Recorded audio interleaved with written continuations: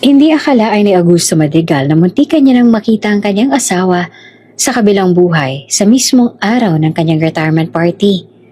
Ngunit mas ikinagulat niya na plano pala ito ng isang taong malapit niya nang maging kapamilya.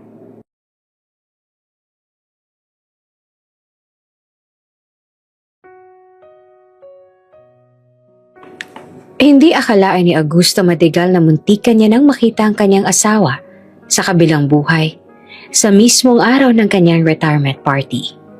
Ngunit mas ikinagulat niya na plano pala ito ng isang taong malapit niya nang maging pamilya. Sa gitna ng nagagandahang gayak, nakaupo si Augusto sa presidential table. Bumubuhos ang pagbati sa matanda dahil pinagdiriwang nila ang kanyang pagre-retiro.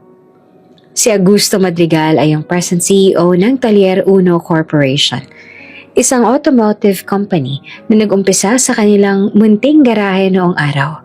At dahil sa sipag at tiyaga, haluan na rin ng kaunting swerte, ay lumago ito at naging isang malaking kumpanya na nakilala sa bansa.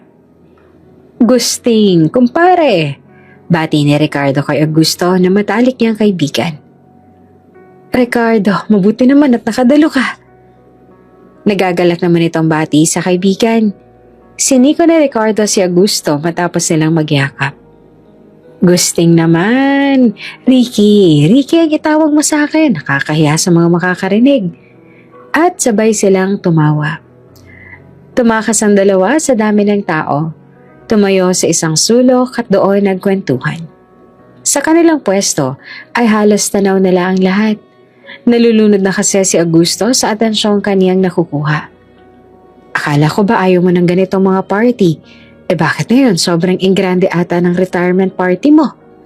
Usisa ni Ricardo habang hawak ang isang baso ng juice sa kanyang kamay. Napakamot ng kanyang ulo si Augusto. Tunay ang sinabi ng kanyang kaibigan ngunit hindi niya mahindian ang anak na si Enzo. Nais lang naman sana nitong magpunta na sa probinsya. Sa kanilang lumang bahay, kung saan siya nagsimulang maging mekaniko. Dalawin ang puntod ng namayapang asawa at pag naayos niya na lahat ay mamamalagi na siya doon. Magkaroon ng simpleng buhay, magtanim ng gulay o hindi kaya magkumpuni ng sirang sasakyan bilang libangan. Pagod na siya sa ingay ng syudad, pagsusuot ng mainit na coat at humarap sa mga meetings. Gusto niya nang ipaubaya ang mga bagay na yon sa kanyang nag-iisang anak na si Enzo. Oo, ayoko na nga ng ganito. Kaso mapilit tong inaanak mo si Enzo. Gusto raw niyang maging memorable ang pagre-retiro ko kaya eto, nagdao sila ng engranteng party. Lumapit si Augusto sa kaibigan upang bumulong. Pero malaking hinala ko, si Natalia lang ang may gusto ng lahat ng to. Ang kasintahan ni Enzo na ubod ng sosyal. Gusting, saway naman na Ricardo na may halong gulat. Tingnan mo to, malay mo naman 'di ba? Plano talaga to ni Enzo. At teka nga, hanggang ngayon ba ay ayaw mo pa rin kay Natalia? Hindi ba't matagal na silang magkasintahan? Bakit ngayon ay ayaw mo pa rin sa kanya? Mukha naman siyang, maganda siya. At nakabuka lang ang bibig na Ricardo. Ngunit wala na siyang madugtong na salita. Nang mga oras ding yon ay natatanaw nila si Natalia at Enzo. Nakikihalubilo sa mga bisita. May pilit na tawa si Natalia at papuring hindi mo alam kung tunay. Tunay na maganda si Natalia. Tulad ng sinabi ni Ricardo, dagdagan pa ng kolorete niya sa mukha. Ngunit sa hindi maipaliwanag na dahilan, una pa lang ay hindi na siya gusto ni Augusto para sa anak. Sa kabila ng hindi niya pagsang-ayon sa relasyon ng dalawa, na si Ricardo lang nakakaalam, ay malugod niya pa rin tinanggap si Natalia bilang kasintahan ng anak. Habang nakatanaw ang dalawa sa magkasintahan, kita nilang nakasunod si Enzo kay Natalia. Walang imik, panay lang ang ngiti. Oh, bakit wala ka na masabi bukod sa maganda siya? At tingnan mo si Enzo, halatang napipilitan lang na sumunod sa kanya. Ay, ewan ko ba sa batang yan, ginayuma ata ng Natalia na yan. Kumpare naman, hindi naman sa ganon. Pero sige, oo, inaamin ko. Ganda lang ang meron si Natalia at pagiging sosyal niya. Kaso may magagawa ka ba? Kaya mo bang hadlangan ang pagmamahalan nila? Ngumisi si Augusto. Oo na, sige na. Alam ko namang hanggang salita lang naman ako tungkol sa bagay na to. Pero kung ako ang tatanungin, mas gusto ko pang maging manugang si Kira kaysa sa kanya. Si Kira Batumbakal, isa sa mga janitress ng kumpanya ni Augusto. Masipag at magalang, matalinong bata. May angking ganda na hindi pangkaraniwan. Kahit nakasuot ito ng uniformeng pang janitress, ay umaangat pa rin ang likas nitong ganda. Idagdag pa ang busilak nitong puso na mas nagbibigay sa kanya ng ganda. Ngunit dahil sa hirap ng buhay, napilitan itong lumuwas sa syudad upang makipagsapalaran. Hanggang sa nakapasok ang dalaga sa opisinang Talier Una bilang janitress. Unang napansin ni Augusto ang dalaga na minsan niyang makita ito at ang kanyang anak na kumakain sa karinderya malapit sa opisina. Galing service on si Enzo. Konti pa lang nakakaalam na anak niya si Enzo. Gusto kasi nitong makihalubilo sa iba pang mekaniko at empleyado, kaya naisipan niyang pumasok bilang regular na empleyado. At habang pinagmamasa ng anak mula sa malayo, napansin nitong kakaiba ang kislap ng mga mata ng kanyang anak.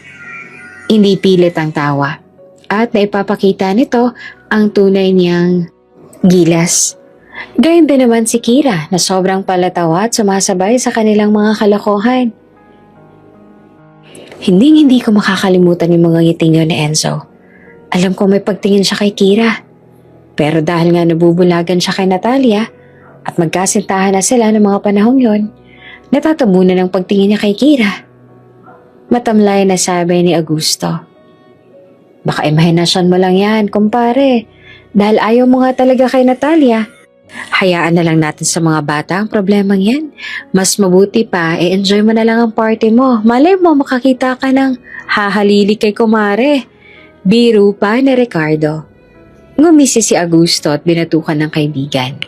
Habang masayang nagkakwentuhan ng magkaibigan, ay sobrang abala na ni Natalia sa pag-aasikaso sa mga bisita. Napakaswerte naman ni Augusto dahil may manugang siyang sobrang ganda at maasikaso. May kapatid ka bang o pinsan na katulad mo? Pwede mo bang ipakilala sa akin para naman mareto ko sa anak ko? Biro ng isa sa mga bisitang babae. Naho tita, nag-iisa lang po ako at swerte po talaga sa akin si Papa Augusto at Enzo dahil wala na silang mahahanap na katulad ko. Hindi ba, Han? Ha? Tila hindi naman nakikinig si Enzo sa usapan ng dalawa. Bumakas sa mukha ni Natalia ang pagkadismaya dahil tila lumilipad ang isipan ng kasintahan. Gusto na kasi niyang matapos ang party dahil pakiramdam niya ay hinihigop ng mga panauhin ng kanyang lakas. Upang maisalba ang kasintahan sa kahihiyan, ay ngumite ng walang kasing tamis si Natalia sa kanilang kausap. Humawak sa braso ni Enzo at bahagyang bumulong. Han naman, please, focus. Mga future investors natin ang mga to, kaya dapat magpa-impress ka sa kanila. Purihin mo sila ng kahit ano. Kahit hindi totoo, makipagbulahan ka. Remember, ikaw ang magiging face ng company, kaya dapat masanay ka na sa mga ganito. Impit na sabi ni Natalia. Napabuntong hininga na lang si Enzo. Napansin nito ang kanilang kausap at salitang silang tiningnan. Is there a problem? Tanong nito. Wala po ma'am. It's nice meeting you po. Ngumiti naman si Enzo at bumaling kay Natalia. Kuha lang ako ng drinks. Paalam ni Enzo.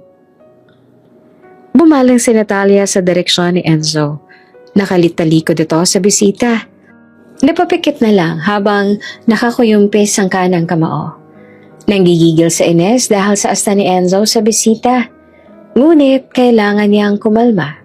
Mahaba pa ang gabi. Nagkibit balikat na lang si Enzo at kumuha ng maiinom. Si Natalia ay babaeng pinapangarap ni Enzo noon pa man. Nasa pareho silang kurso noon. Business Management sa isang sikat na universidad.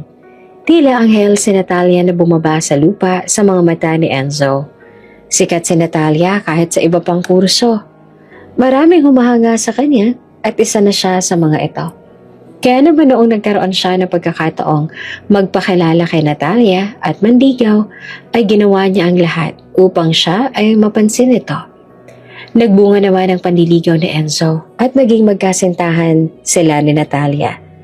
Subalit may mga nagsasabing ginagamit lang siya ni Natalia dahil sa kanyang yaman.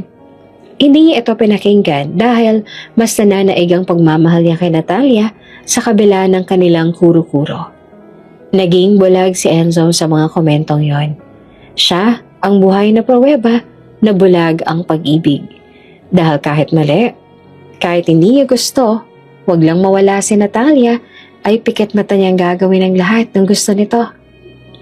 Nasa may cocktail section na noon si Enzo. Pinagmamasa ng makukulay na inumin. Nililibang ang sarili.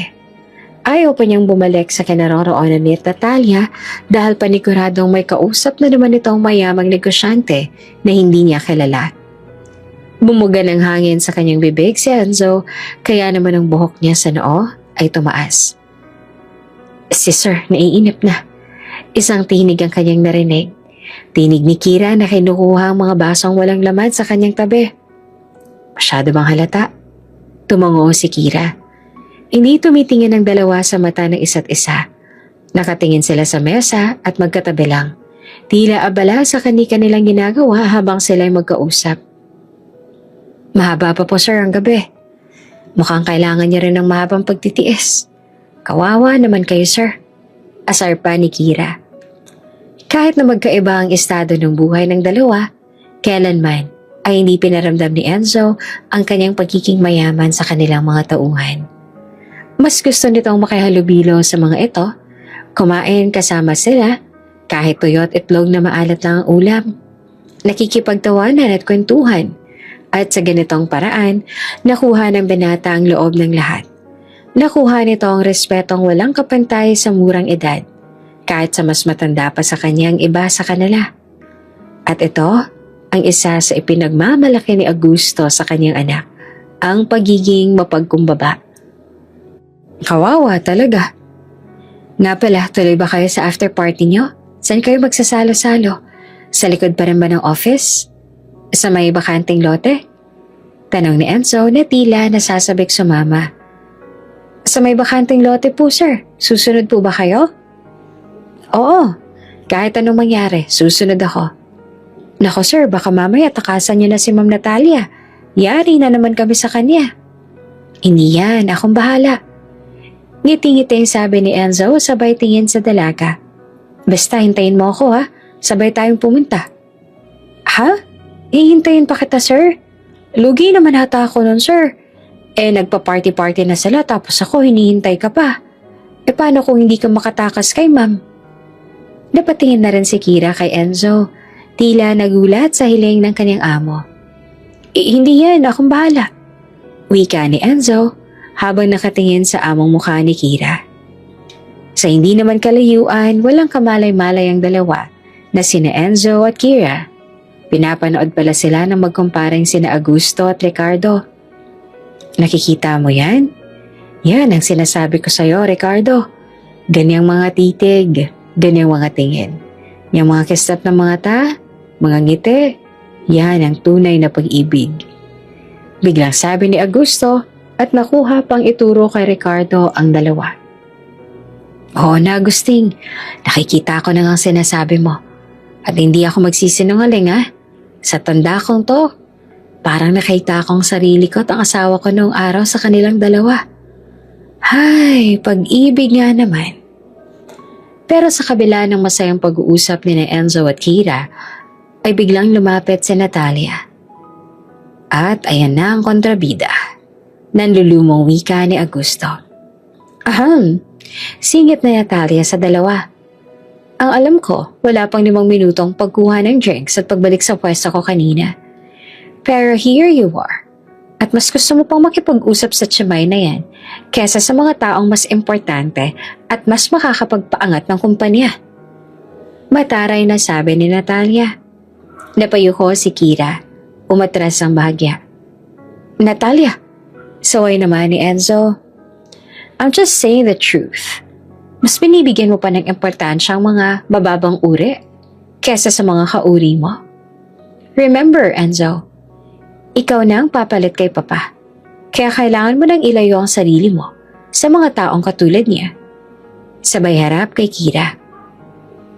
Natalia, ilang beses ko bang sasabihin sa'yo na kahit retired na si tatay, sa kanya pa rin ang kumpanya.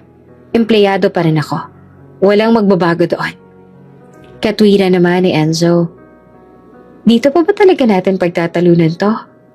May I remind you that you're the only son of Augusto Madrigal, one of the richest business tycoons in the country, one of the billionaire personalities. Lahat ng to ay sa'yo. So please lang umayos ka para to sa future natin. Okay, fine. Halata sa tono ng boses ni Enzo na lubos lang siyang napipilitan. Ngunit dahil mahal niya si Natalia, ay tuluyan na siyang naging sunod-sunuran. Nakatitig lang noon si Kira sa dalawa. Hindi niya kasi alam kung paano pagagalaw habang sila ay nasa gitna ng pagtatalo. Anong tinitingin-tingin mo dyan? Alis! Shoo! Utos si Natalia kay Kira at winasiwas pa nito ang kanyang kamay na para bang nagpapaalis ng aso. Parang robot na naglakad si Kira at lumayo sa dalawa. Natalia, ano ba? Pwede mo namang sabihin ng maayos si Kira, hindi yung parang alipin mo siya na pinapaalis. Sita ni Enzo. Enzo, alipin naman talaga natin siya, diba? Utusan, katulong, janitress. Hindi ba? Matuto kasi siyang lumugar. Masyado ka nang inaabuso ng babaeng yun. I'm just protecting you. Habang naglalakad palayo sa magkasintahan, hindi man lumuluhay na saktan si Kira. Alam niyang malayong agwat ng estado ng buhay nila. Ngunit, tao rin naman siya. Pati na rin ang iba pang empleyado ng kumpanya. Hindi niya lubos maisip kung paanong nagugustuhan ni Enzo ang isang tulad ni Natalia. Ngunit kahit anong isip niya, ay wala rin namang mangyayari dahil sila ang magkasintahan. Nakita ko, umeksena na naman si Madam Natalia sa pag-uusap niyo ni Sir. Wika ni Marites. Isa rin siyang janitress na katulad ni Kira. Ngumisi lang si Kira at inilapag sa mesa ang mga basong walang laman. Alam mo, marami pa tayong gagawin. At yun ang atupagan mo, okay? Tara na, bago pa tayo maispatan ni Madam. Alam mo namang mainit ang mata sa akin nun. Aya ni Kira. Bukod sa pagiging mata pobre, hindi alam ni Kira kung ano bang meron sa kanya at palagi na lang siyang pinag-iinitan ni Natalia. Dahil ba malapit sila ni Enzo? Ngunit kung tutuusin, patas at pantay lang naman ang trato ni Enzo sa kanilang lahat. Nagkataon lang na hindi nalalayo ang kanilang edad at maraming bagay silang pinagkakasunduan. Noon pa man ay dumidistansya na rin si Kira kay Enzo para lang din sa ikakatahimik ng lahat. Ngunit anong magagawa niya kung si Enzo mismo humiling na sana ay huwag siyang iwasan dahil si Kira ang tanging nagdurugtong sa kanya sa iba pang empleyado ng kumpanya. Hay Kira, ang isipin mo na lang hindi naman si Madam Natalia ang boss mo. Oo, kasintahan siya ni Sir Enzo, pero hanggat si Sir Augusto ang may-ari ng kumpanya, protektado kaming lahat. Wika nito sa kanyang isipan. Ipinagpatuloy ni Kira ang pagtatrabaho. Sa kanyang pag-ikot, natanaw niya si Augusto at Ricardo. Masaya nagkakwentuhan. Sumilay ang ngiti sa kanilang labi. Dahil natutuwa siyang makita ang dalawang matanda na tumatawa sa isang sulok. Naisip na itong nagkukwentuhan ng dalawa tungkol sa kanilang kabataan tulad ng ginagawa ng ibang matatanda tuwing sila ay nagkikita. Nasa kanto siya noon ng mesa nang biglang nahulog ang tinidor sa kanyang tray. Kaya naman, dali-dali niya itong kinuha sa baba. Sa kanyang pagyuko ay siyang pagdating naman ni Natalia. Hindi kalayuan sa kanya. This is a perfect timing. Mahinang wika ni Natalia. Sabay bunot ng maliit na ziplock sa kanyang bulsa. Lumingaling niya ito. Kumuha ng isang basong juice. Tinaktak ang puting pulbos na laman ng ziplock sa baso. Ano yun? Wika ni Kira sa kanyang isipan. habang pinagmamasdan ang ginagawa ni Natalia mula sa kanyang pwesto. Nang naitaktak na ni Natalia ang laman ng Ziploc, ay dumampot ito ng kutsara at hinalo ang juice para matunaw ang pulbos na kanyang inilagay. Habang ginagawa niya ito, ay panay din ang ngiti niya sa mga taong dumaraan, sabay tinatakpan ng baso. Lahat ng ito ay nakita ni Kira. Sa hindi malaman na dahilan, ay kumabog ang kanyang dibdib. At nang nakaalis na si Natalia ay saka ito tumayo. Maingat niyang sinundan si Natalia habang nakamasid sa baso nitong hawak. Papa, bakit naman po kayo nandyan? This is your party. Dapat nakikahalubilo po kayo sa bisita. Ani ni Natalia. Napatingin si Ricardo sa kaibigan. Gusto niyang tumawa ngunit kanya itong pinigilan. Hindi naman sa pagiging makaluma ngunit sa kanilang edad, medyo nakakawalang respeto ang sinabi ni Natalia. Ang dating kasi ay para siya itong inuutusan. Natalia, pasensya na. Hindi kasi talaga ako sanay sa mga ganitong okasyon. Hayaan mo na lang dito kami ni Ricardo. Mahinahong sagot pa ni Augusto. Okay, Papa. Heto, dinalang kita ng juice. Baka nauuhaw ka na. Sabay abot ng juice. Agad naman ito ang kinuha ni Augusto. Sa totoo lang ay hindi naman siya nauuhaw. Ngunit ayaw naman niyang mapahiya si Natalia. Matapos pagpasalamat, ay hinawakan lang nito ang baso. Hindi pa nun umaalis si Natalia. At pilit na gumagawa ng usapan nilang tatlo. Sana naman hindi tama tong kutob ko. Sana nag-overthink lang ako o nag-e-ilusyon. Pero kahit na ganun, kailangan kong makuha ang baso niyon sa ikakatahimik ng utak ko. Sambet ni Kira. Sa kanyang isip, habang nakatanaw ito sa tatlo. Abot langit ang dasal ni Kira na huwag tumampi ang labi ni Augusto sa baso. Sabay nag-iisip kung paanong makukuha ang atensyon ni Natalia.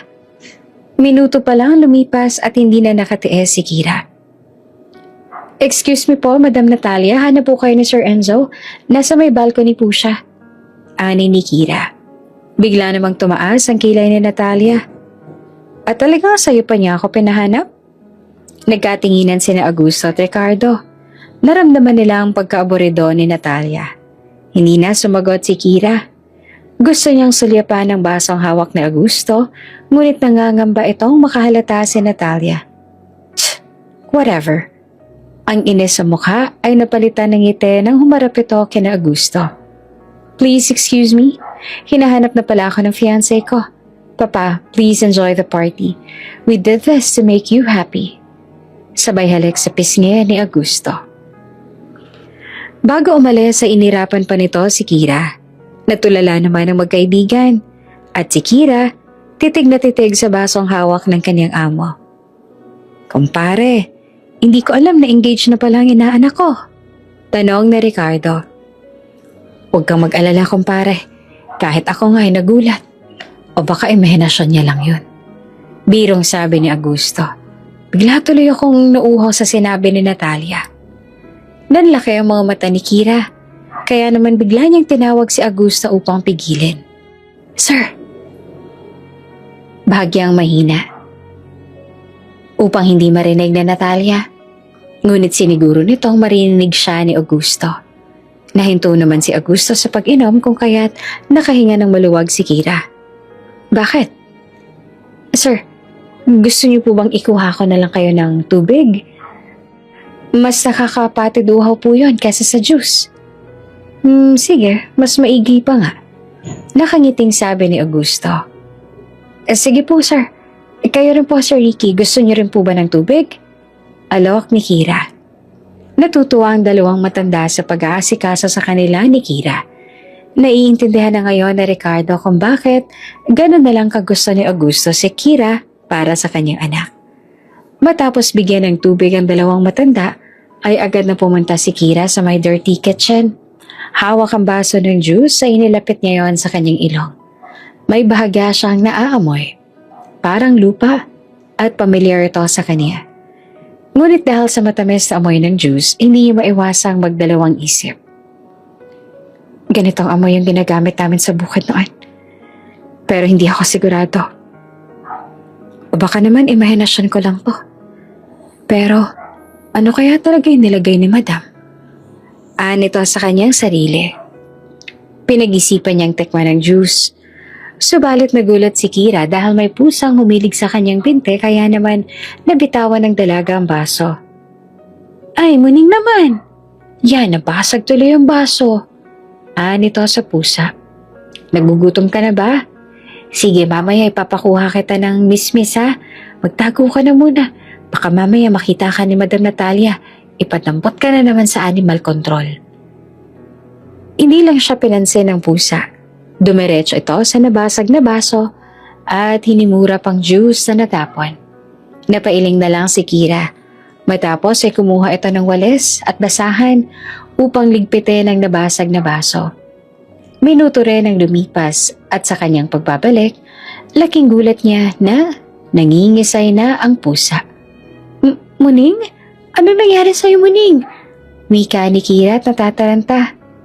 Sa isang iglap ay binawian ng buhay ang kawawang pusa. Sa party, nakita naman ni Natalia si Enzo. Mag-isa, nakamasid sa mga bisita habang hawak ang isang baso ng wine na matipid niyang iniinom.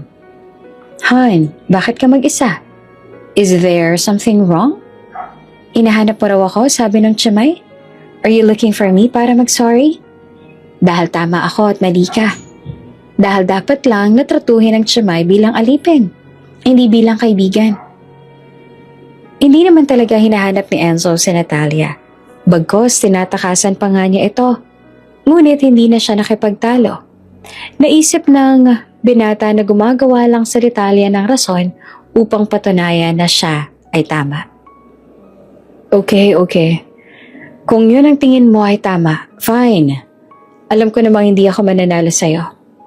Pero please, hear me out, Natalia. Malaki ang utang na loob namin sa mga katulad ni Kira. Kung wala sila, hindi naman lalago ang kumpanya.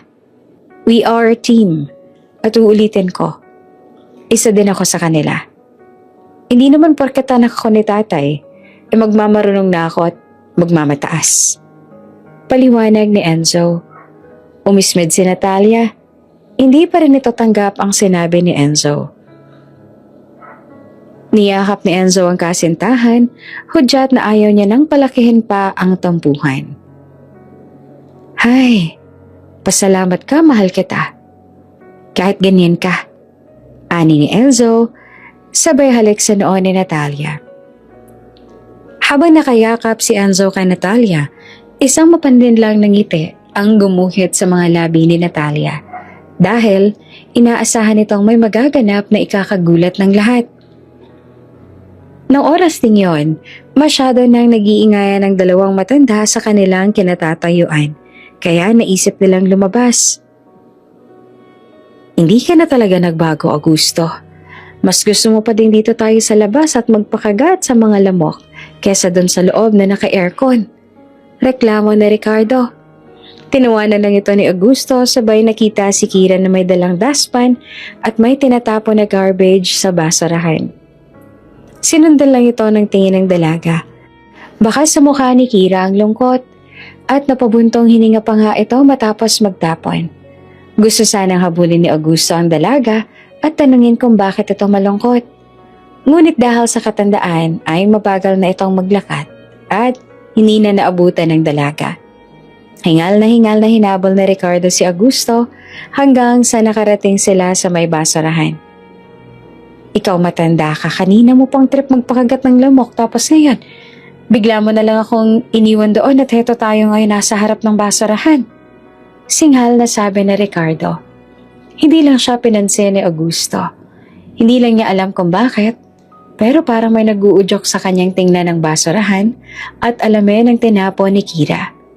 Nakita na lang niya ang kanyang sarili na hawak ang garbage bag.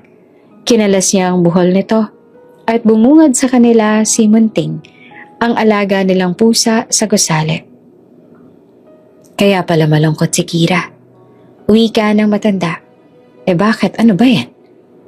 Pusa lang naman yan. Bakit kayo malulungkot dahil sa... Nahinto si Ricardo nang mapansing may kasamang basag na baso ang pusa. Bigla itong kinabahan at namutla. Ricardo, ayos ka lang? Tanong ni Augusto nang natigilan si Ricardo sa pagsasalita. Gusting, sana lang mali ang kutob ko. Pero pakiramdam ko, may gustong pumatay sa'yo. Namutla si Augusto at natulala. Si Ricardo naman ay dali-dalang kinuha ang plastic at inaya ang kaibigan na sumama muna sa kanya. Sakay ng sasakyan ni Ricardo, pinaliwanag nito kay Augusto ang kanyang naobserbahan sa kanilang nakita. Hindi naman sa tinatakot kita, ha? Pero may mga kaso na ako nahawakan sa ganitong paraan nagsisimula. At ang dahilan? Mana o insurance. O sa madaling salita, pera. Teka lang, hindi kita maintindihan. Augusto, may gustong lumason sa'yo at iniligtas ka ni Kira. Nagulantang si Augusto. Biglang sumagi sa kanyang isipan ng juice na ibinigay ni Natalia at kinuha ni Kira. Alam niyang ito ang tinutumbok ng kaibigan dahil sa basag na baso na kanilang nakita kasama ng pusa sa garbage bag. Subalit kahit naman hindi niya gusto si Natalia para sa anak, ay hindi naman niya kayang pagbintangan si Natalia. Kumpare, pwede patunayan mo muna ang sinasabi mo bago ka magbintang? Wika nito na may otoridad. Siyempre naman, Gusting. Hindi ko masasabi ang mga ganitong bagay kung hindi ko kayang patunayan, ano? At mas nanaisin ko pang mali ako. Dahil kung hindi, nalalagay sa panganib ang buhay mo at ang inaanak ko. Nagtungo ang magkaibigan sa isang forensic laboratory. At dahil sa malawak na koneksyon ni Ricardo bilang mahusay na abogado, ay nagawa niya ngang ipatest ang dala nalang mga samples. Ang pusa at ang basag na baso. Mas mabuti pang dito ka muna kasama ko. Sabihin mo na lang kay Enzo na inaya kita sa bahay para hindi siya mag-alala. At tignan natin kung ano magiging reaksyon niya. Ang magiging reaksyon ni Natalia. Nagpatuloy ang retirement party ni Augusto ng gabing iyon. Maraming naghanap sa matanda dahil nawala ito na parang bula. Nasaan ba si Papa? Tanong ni Natalia sa kasintahan. Ipahanap mo nga sa mga tsimay. Nauubusan na ako ng dahilan kung nasan siya. This is his party, dapat nandito siya at hindi nagtatago. Bumuntong hininga naman si Enzo. Nasa tabi-tabi lang yon. O di kaya tumakas na sila ni Ninong Ricky pumunta kung saan. Parang hindi mo naman kilala si tatay. At sa totoo lang, ayaw naman niya ng ganito eh. Ikaw lang naman itong mapilit. Wika ni Enzo na sa bandang dulo ay humina bigla. Anong sabi mo? Sabay taas kilay ni Natalia. Ang sabi ko, bigla na lang nag-vibrate ang phone ni Enzo sa kanyang bulsa. Kaya nahinto siya sa pagsasalita. Nang kanya itong tingnan, ay nakita niya ang mensahe ni Ricardo. See, I told you magkasama sila ni Ninong. Tinakasan na nila tong party. Hay, alam niyo kayong magtatay, pinapasakit niyo ang ulo ko. At nagmatchang umalis si Natalia. Kunwaring naiinis dahil umalis ang walang paalam si Augusto. Ngunit isa lang itong pagkukunwari. Lihim itong nakangiti. Galak na galak sa nangyari. Hoy, Kira, tulala ka dyan. Sita ni Marites sa kaibigan. Nasa banggerahan ng dalawa. Naguhugas ng gabundok na plato, kaldero at kung ano-ano pang hugasin. Bumuntong hininga lang si Kira at muling tumulala. Nakasawsaw lang kamay sa bumubulang lababo. Ano, ako lang maghuhugas sa mga plato. Pare-pareho tayo ng sahod. Baka naman Kira batong bakal. Singhal na sabi ni Marites. Oo na, ito na, maghuhugas na po. Usal ng dalaga nang marinig ang pagsinghal ng kaibigan. Halata sa mga kilos ni Kira ang pananamlay at panay ang buntong hininga nito. Hindi siya mapakali. Hindi niya lubos maisip na magagawa iyon ni Natalia kay Augusto. Anong klase ang taong kayang pumatay ng isang matanda?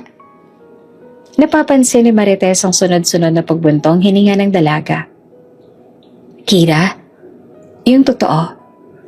Bakit pa na yung buntong hininga mo at ang tamlay mo? May nangyari ba?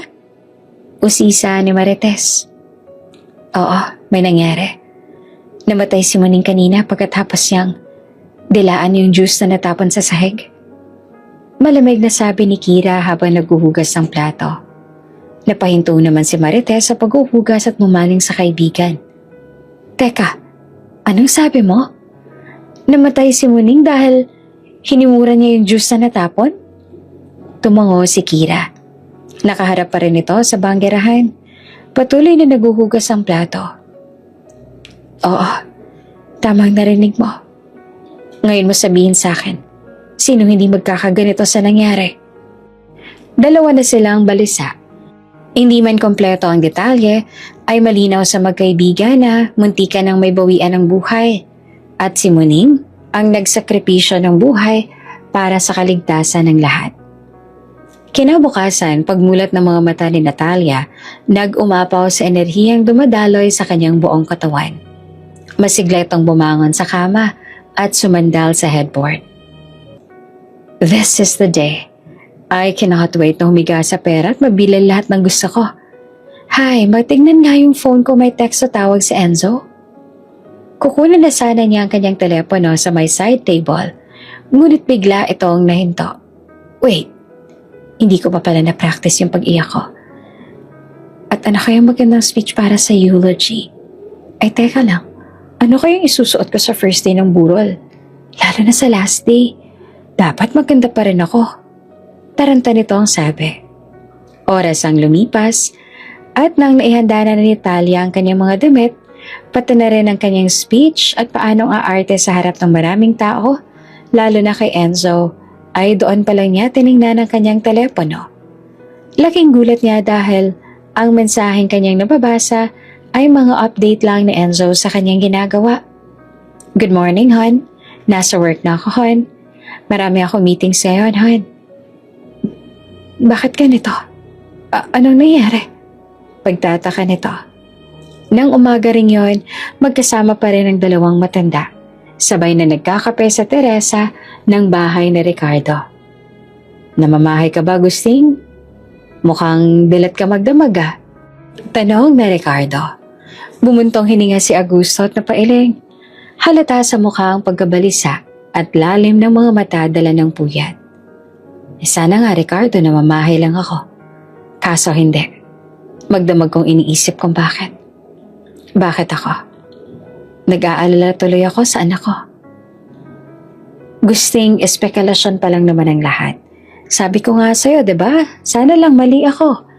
Sana masyado lang akong OA para masabi lahat ng yon sa'yo. Pero para makasiguro, kailangan muna nating mag-ingat at palabasing wala kang alam. Mas lumalim ang hinga ni Augusto. Matapos sumigop ng kape, muling nagsalita si Ricardo. Ano palang sabi sa'yo ni Enzo nang sabihin mong magkasama tayong dalawa? Wala naman, mag-ingat daw tayong dalawa kung saan man daw tayo pupunta. Mukha namang wala pa siyang alam hanggang ngayon sa tunay na nangyari. Mabuti kung ganon. Huwag kang mag-aalala, nakabantay na ang mga tao ko kay Enzo. Hindi ko hahayaang mapahamak ang inaanak ko. At isa pa, bukas, malalaman na natin ang result ng test sa pusa. Mas lumalakas ang kutob ko, lalo na't nakita sa baso ang fingerprint mo, ni Natalia, Tira. Makukuha na rin natin ang CCTV footage sa party. Handa ka na bang panoorin yon? Nag-aalalang tanong na Ricardo. Lumipas ang mga araw, normal ang kilos ng lahat, maliban kay Natalia. Hindi ka ba nagtatakahan? Ilang araw nang wala si Papa. Ito matapos sumangos sa pumunta sa opisina ni Enzo. Kasalukuyan ito nakatitig sa kanyang computer at nagtatrabaho nang dumating ang kasintahan. Han, para namang hindi mo naman kilala si tatay. Parang kabuti yun, diba? Bigla-bigla na lang susulpot. Hindi yan gagawa ng ikakapahamak niya. Baka umuwi sila ni Ninong ng probinsya. Namiss niya na siguro si nanay. Tumayo si Natalia at umarteng alalang-alala. Nagawa pa nitong humawak sa kanyang noo at nagparoot pa rito sa harapan ng kasintahan. Han, matanda na si Papa at nabubuhay tayo sa magulong mundo. Paano kung... Napahinto sa pagtitig sa kanyang computer si Enzo at binaling ang tingin sa kasintahan. Natalia, relax. Mas nag-aalala ko sa iyo ngayon kaysa kay tatay. Kasi ngayon ka lang nagkaganyan. Sumandal si Enzo at tumingin sa kasintahan. May dapat pong mangyari kaya ka nagkakaganyan? Usisa ng binata. Biglang naniga si Natalia. OMG, nag-overact ba ako? Dapat bang hindi ako nag-alala ng ganito? Shucks, ano gagawin ko? Baka mahalata siya na. Nahinto si Natalia sa pagkausap sa kanyang sarili nang bumukas ang pinto at nagsalita ang secretary ni Enzo. Sir, excuse po, andito po si Sir Ricardo. Nito. Pinapasok ni Enzo si Ricardo. Balisa ang kanyang ninong na agad naman niyang napansin. Hindi ito makatingin sa kanya at tuwing itatanong niya kung nasaan ang kanyang tatay, ay iniiba nito ang usapan. Ninong, nasan po si tatay? Ulit nitong tanong na may kalakasan ng boses. Hindi naman umimik si Ricardo at lumihis ng tingin kay Enzo. Nakaramdam si Enzo ng kaba na hindi niya maipaliwanag. If you may excuse me, Uncle Ricardo, bakit hindi niyo masabi sa amin kung nasan si Papa? May tinatago po ba kayo sa amin? Mapangahas itong sabi. Nanginginit ang tenga ng matanda, ngunit kinontrol nito ang kanyang sarili. Mas mabuti pang sumama na lang kayo sa akin. Nito na tahimik at tumayo at lumabas ang silid. Nang minutong yon ay nablangko ang isipan ni Enzo. Hindi niya alam kung bakit. Parang may pumipiga sa kanyang baga. Tila sinuntok ang kanyang sikmura. Hindi ito namalaya na siya'y namumutla na at nakatitig na lang sa kawalan. Han? Han? Paulit-ulit na tawag ni Natalia. Doon lang bumalik sa ulirat si Enzo. Let's go. Gusto ko makita si tatay. Hinintay na Ricardo ang dalawa hanggang sa makarating sila sa lobby ng gusali. Sumakay sa kanika nilang sasakyan at nakakonvoy ang sasakyan ni Enzo na sinakyan ni Ricardo. Oras din ang inabot nila sa daan hanggang sa nakarating sila sa lumang bahay ni Ricardo. May gayak itong mula sa labas hanggang sa loob, mga korona ng patay at mga puting ilaw. Ninong? Nanginginig ang tinig ni Enzo. Lalo itong nawala ng kulay at nakaramdam na rin ng hilo. Muli ay hindi sila inimik ni Ricardo at diretso lang ito sa loob. Naiwan sa harap ng gate ang magkasintahan. Hindi naman makahakbang si Enzo. Parang anumang sandali ay mawawalan siya ng malay. Han, I'm here. Just be strong. Wika ni Natalia at nakaalalay pa rin sa kasintahan. Papasok na dapat si Enzo nang isang tinig ang kanyang narinig. Sa loob ng isang kwarto, nakabihis ang magandang bestida si Kira. Nakaupo sa kama kasama niya si Marites. Nakatayo naman ito at pinagmamasan kung gaanong kaganda ang kanyang kaibigan. Pero pakiramdam ko, malaking gulo tong papasukin ko. At bakit naman si dinami-dami ng babae, bakit ako? Tanong ni Kira sa kaibigan. Huminga ito ng malalim at tumabi sa kaibigan. Kasi ikaw ang tamang babae para sa kanya. At alam nating dalawa na pangarap mo rin to. Hindi nga lang natin akalain na magkakatotoo. Nakatulala si Natalia. Katabi nito si Enzo. At nasa harap niya ang dalawang matanda. Sina Augusto at Ricardo.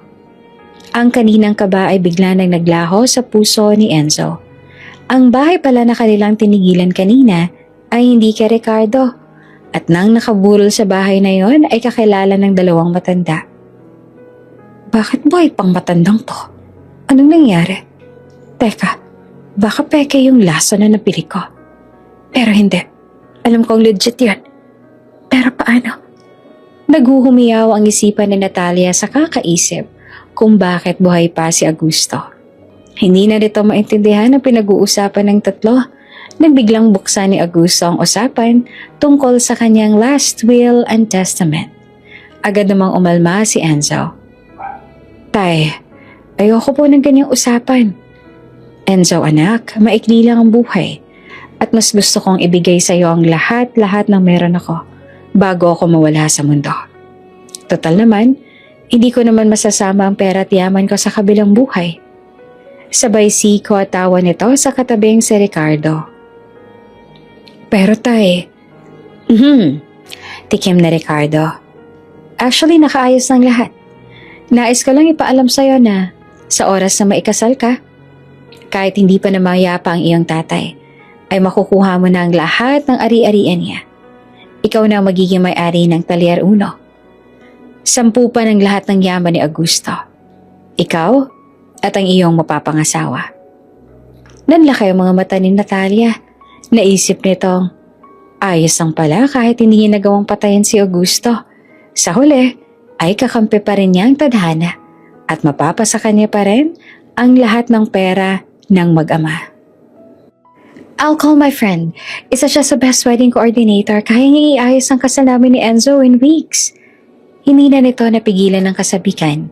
Ngumisi naman si Augusto. Hindi sa'yo, Iha. Kung hindi sa kanya. At lumabas si Kira sa silid na nasa kanilang likuran. Kira? Gulat na sabi ni Enzo. The janitress will be the first lady of my son. Anunsyo ni Augusto.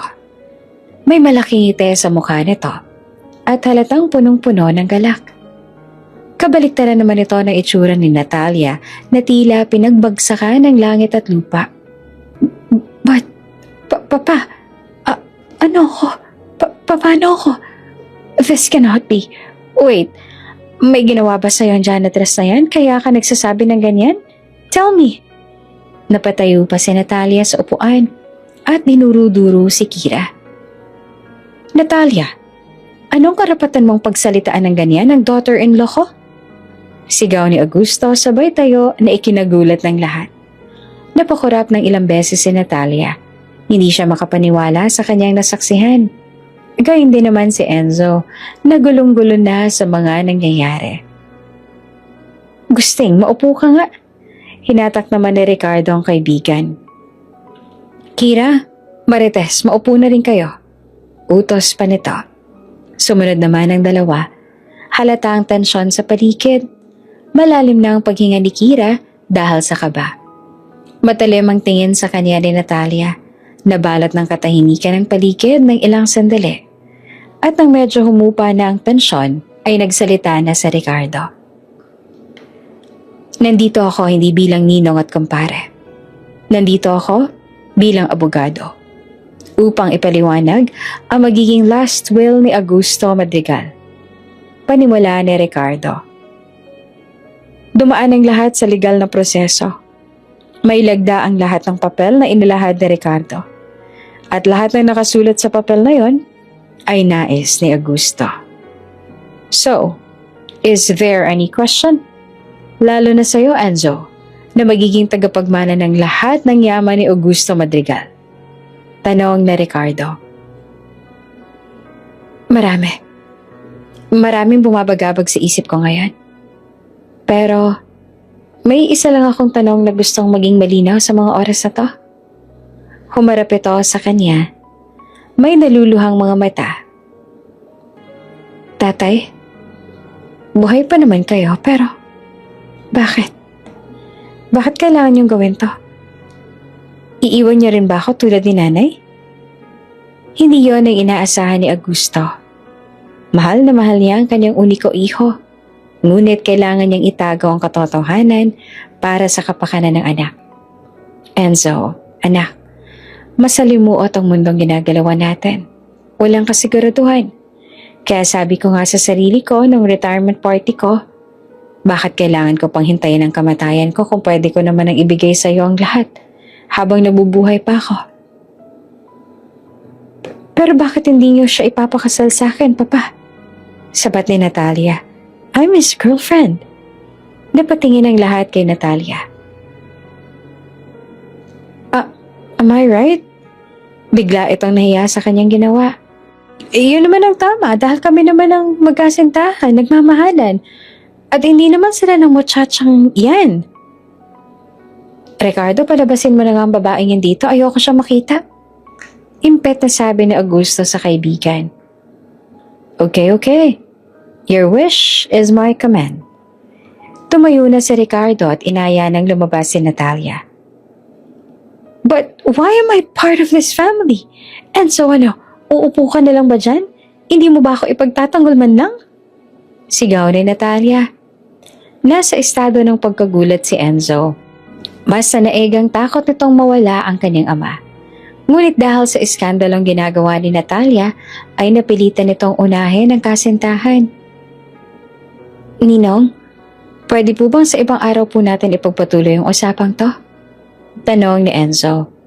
Oo naman Enzo, anytime. Just call me kapag handa ka na. Umalis ang magkasintahan na may mabigat na loob si Natalia at magulong isipan si Enzo. Tahimik lamang si Enzo. Nilalamon ng takot dahil pakiramdam niya ay may tinatagong malubhang sakit ang ama. Natatakot na maging ulila. Wala naman siyang pakialam sa mana. Basta makasama pa niya ng matagal ang ama.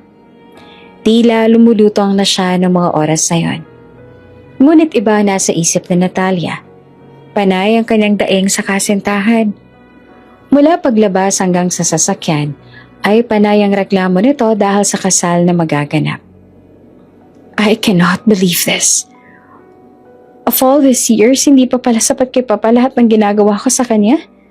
Mas pipiliin pa niya ang janitress na yun kesa sa akin? This cannot be. We have to do something. Dapat ako mapapangasawa mo para makuha ko ang Natalia, please stop. Sigaw ni Enzo. Nagulat naman si Natalia. Bigla siyang kinabahan. Hindi niya na napigilan ang kanyang bibig sa pagsasalita. Doon niya lang napagtanto na muntik niya nang masabi ang salitang yaman. I need your concern this time, Natalia. Please. Kahit ngayon lang. Mahal kita, alam mo yan, pero natatakot akong iwan ni tatay.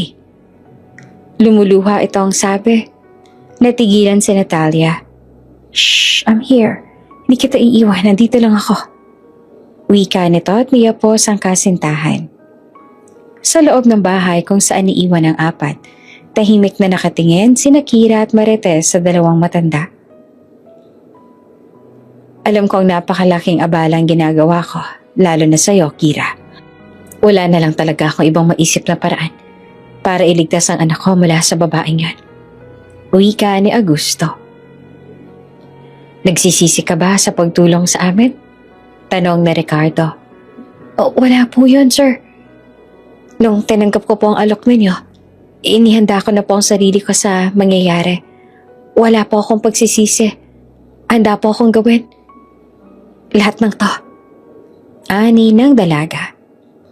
Nasa kondo ni Natalia si Enzo. Doon muna sila dumiretso. Nakaupo sa sala ang dalawa.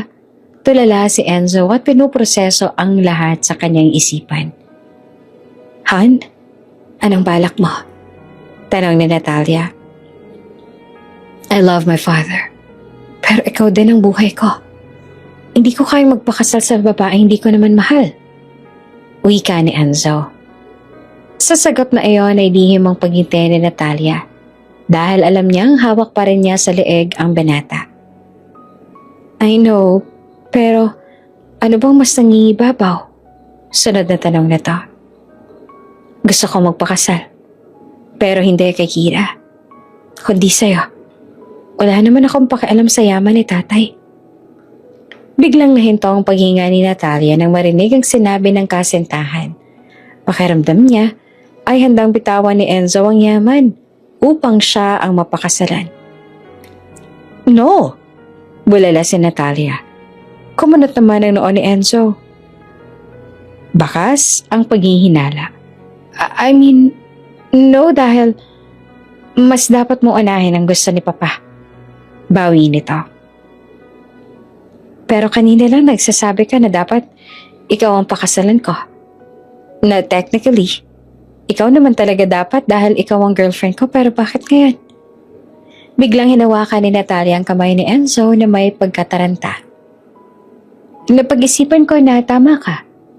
This time, ikaw ang dapat kong unahin. I can't wait. Priority natin si Papa. Kung yun ang gusto niya. I have nothing to be against. Hindi naman niya sinabi maghiwalay tayo, hindi ba?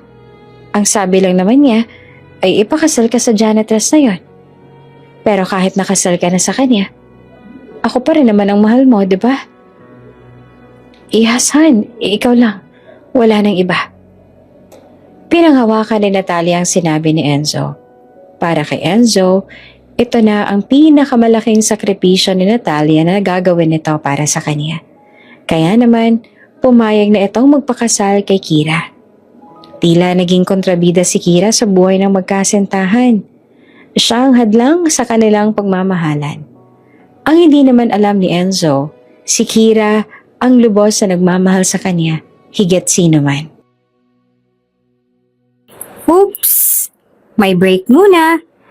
Gusto mo bang ma-shoutout dito sa channel ni Ate Jane? Mag-comment lang ng lesson you learned from the latest story uploaded.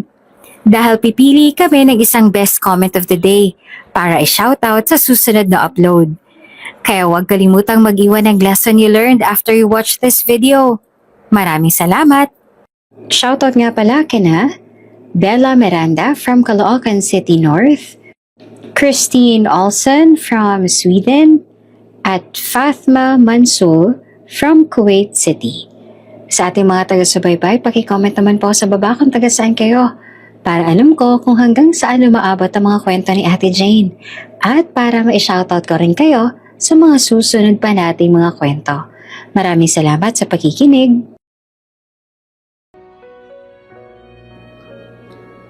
Okay ka lang, Kira? Kaya pa ba? Tanong ni Marites. Kakatapos lang nila sa isang meeting kasama ang mga coordinators at wedding planner na kinuha ni Augusto upang kanilang makatuwang sa pag-aasikaso sa kasal.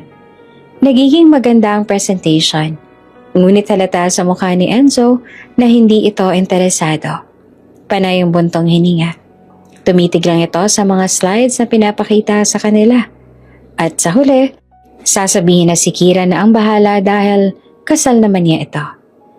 Hindi na kilala ni Kira si Enzo. Tuluyan ang nasira ang kanilang pagkakaibigan. Oo naman, ayos lang ako. Medyo masakit lang yung mga salitang matanggap ko mula kay Enzo. Akala ko handa na akong tanggapin yung mga salitang yun pero iba pala pag harap-harapan mo nang naririnig sa taong mahal mo na ayaw niya sa'yo at nasusuklam siya sa'yo. Naiiyak na sabi ni Kira. Matapos ang meeting at nakalabas na ang karamihan hanggang sa sila na lang ni Enzo ang natira, nasa labas din noon si Martes upang asikasuhin naman ang mga kamiting nila kanina. Naging tahimik ang paligid, kaya naman si Kira ang unang nagsalita. Enzo, kung may gusto ka, sabihin mo lang. Hindi ko lang naman to kasal. Kasal na. Huwag mo itutuloy ang gusto mong sabihin. Tila puno ng galit at inis at yamot ang boses ni Enzo. Parang sukdulan ng galit nito sa kanya noong mga oras na yun. Galit ka ba? Lakas loob na tanong ni Kira. Tuluyan ang sumabog si Enzo. Ilang linggo na rin niyang kinikim-kim ang kanyang inis sa mga nangyayari. At ang masakit ay si Kira pa talaga ang taong kailangang gumawa nito sa kanya. Alam ni Kira lahat ng hinaing niya sa buhay. Ngunit ngayon, siya ang taong nagpahirap sa kanya. Oo, Kira. Galit na galit ako sa'yo. Mataas ang tono ng boses ni Enzo. Of all the people, bakit ikaw pa? Hindi ko maintindihan kung anong nangyari at bakit kailangan kitang pakasalan. Ano bang ginawa mo kay tatay? Pera bang habol mo? Bakit hindi mo nalang sabihin ng diretso? Bakit kailangan guluhin mo pa ang buhay ko? Ang buhay namin ni Natalia?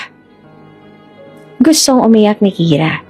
Gusto niyang ipagtanggol ang sarili dahil kahit siya ay naiipit lang din naman sa sitwasyon. Hindi niya gustong manghimasok sa relasyon nila. Alam niya ang kanyang lugar. Ngunit sa kabila nito, mas pipiliin niyang siya ay kasuklaman ni Enzo kaysa walang gawin sa masamang balak na Natalia. Nagdesisyon si Sir Augusto kaya yun ang biglang hinampas ni Enzo ang mesa dala ng galit. Tumindig ang lahat ng balahibo ni Kira sa katawan. Sana nga totoo yung sinasabi mo. Sana lang sumusunod ka talaga kay tatay. Dahil sa oras na malaman ko na may kinalaman ka dito at pera lang ang habol mo, Hihimas ka ng rehas. Wala akong kaibigan na traidor. Pinagkatiwalaan kita, Kira. Akala ko ba kaibigan kita? Hindi pala.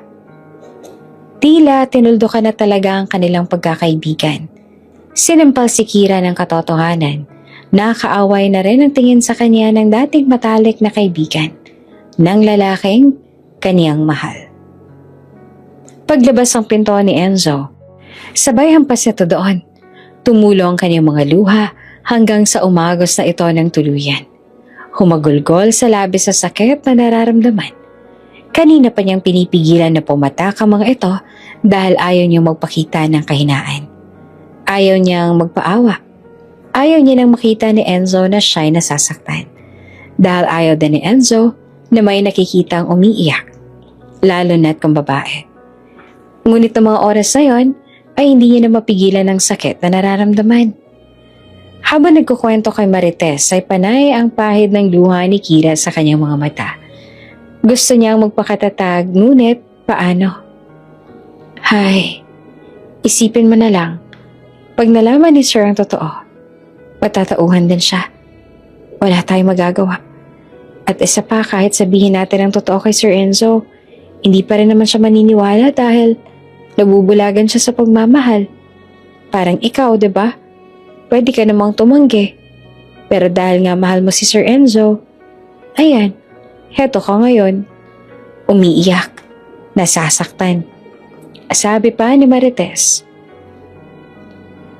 ganun ba ako katanga para gawin ko lahat ng to? Medyo. Wala mahal mo siya. Ang kasal ng dalawa ay naging lihim sa lahat. Pakiusap ito ni Enzo bilang respeto na lang sa kasintahang si Natalia. Kaya naman patuloy pa rin ang buhay ni Kira bilang janitress sa kumpanya at ang relasyon ni Enzo at Natalia sa likod ni Augusto. Lihim na nagkikita ang dalawa. Minsan ay doon natutulog sa kondo ni Natalia ang binata. Bukod doon, hindi naman mapigilan minsan ni Natalia na magpunta pa rin sa opisina ni Enzo at magreyna-reynahan. Naging mailap ang dalawa sa isa't isa. Napansin naman ito ng mga kasamahan ni Kira. Kung dati ay laging hinahanap ni Enzo si Kira, ngayon ay namumutawi ng ines sa mukha ng binata tuwing maririnig ang pangalan ng dalaga.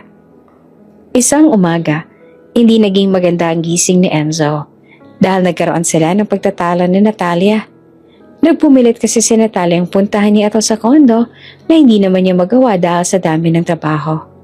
Ngunit hindi iyon maintindihan ng dalaga. Bagkus, kung ano-ano pang sumbat ang sinabi sa kanya. Pagod na noon si Enzo.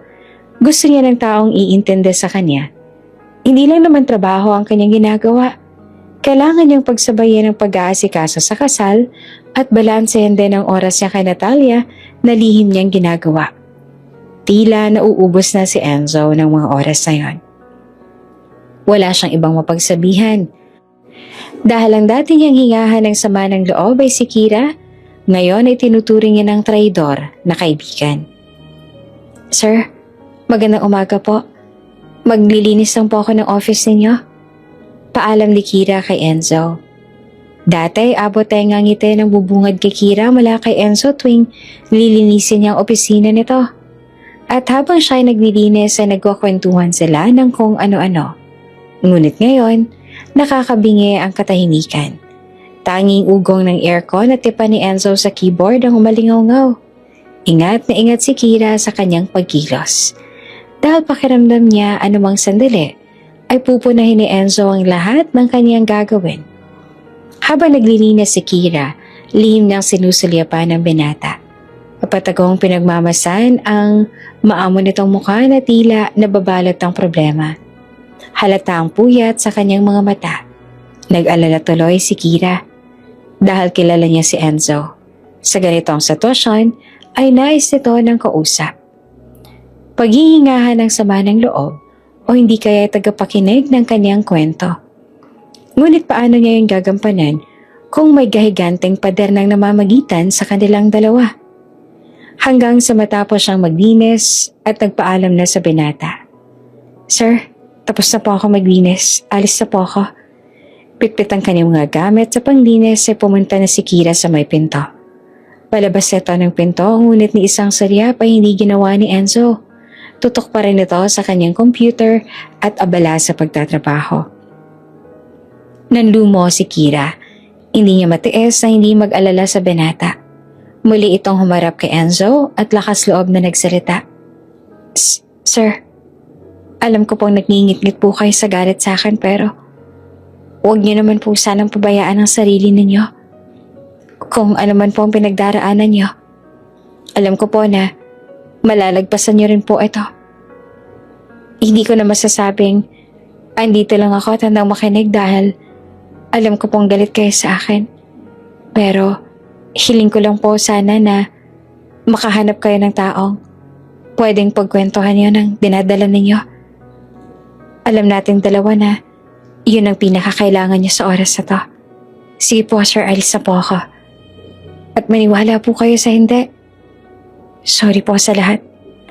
Sabay labas ang pinto. Napatunghay si Enzo. Nagulat sa mga sinabi ni Kira.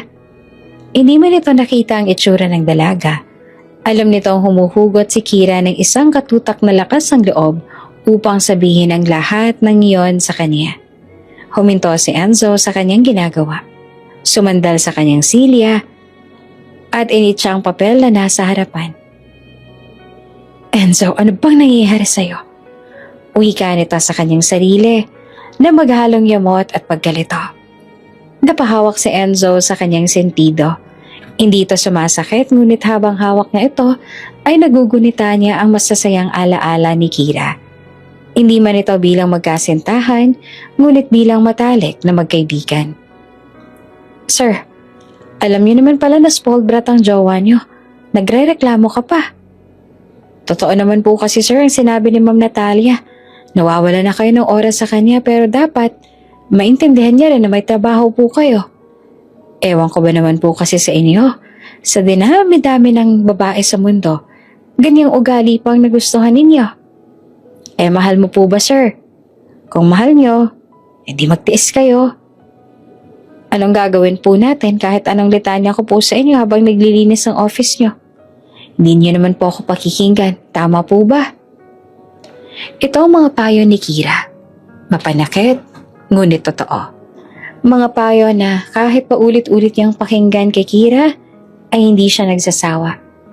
Ang atensyon nitong binibigay sa kanya na hindi niya alam kung bakit gumagaan ang kanyang pakiramdam, ngunit ngayon ay biglang naglaho ang lahat. O siya lang ang naglagay ng harang sa kanilang dalawa. Nang nakalabas na ng opisina si Kira, humahangos ito papuntang banyo upang doon magpahimasmas at pagsisihan ang kanyang ginawa. Nang hindi nito mapansin na paparating pala si Natalia ay nagkabungguan sila. Ano ba?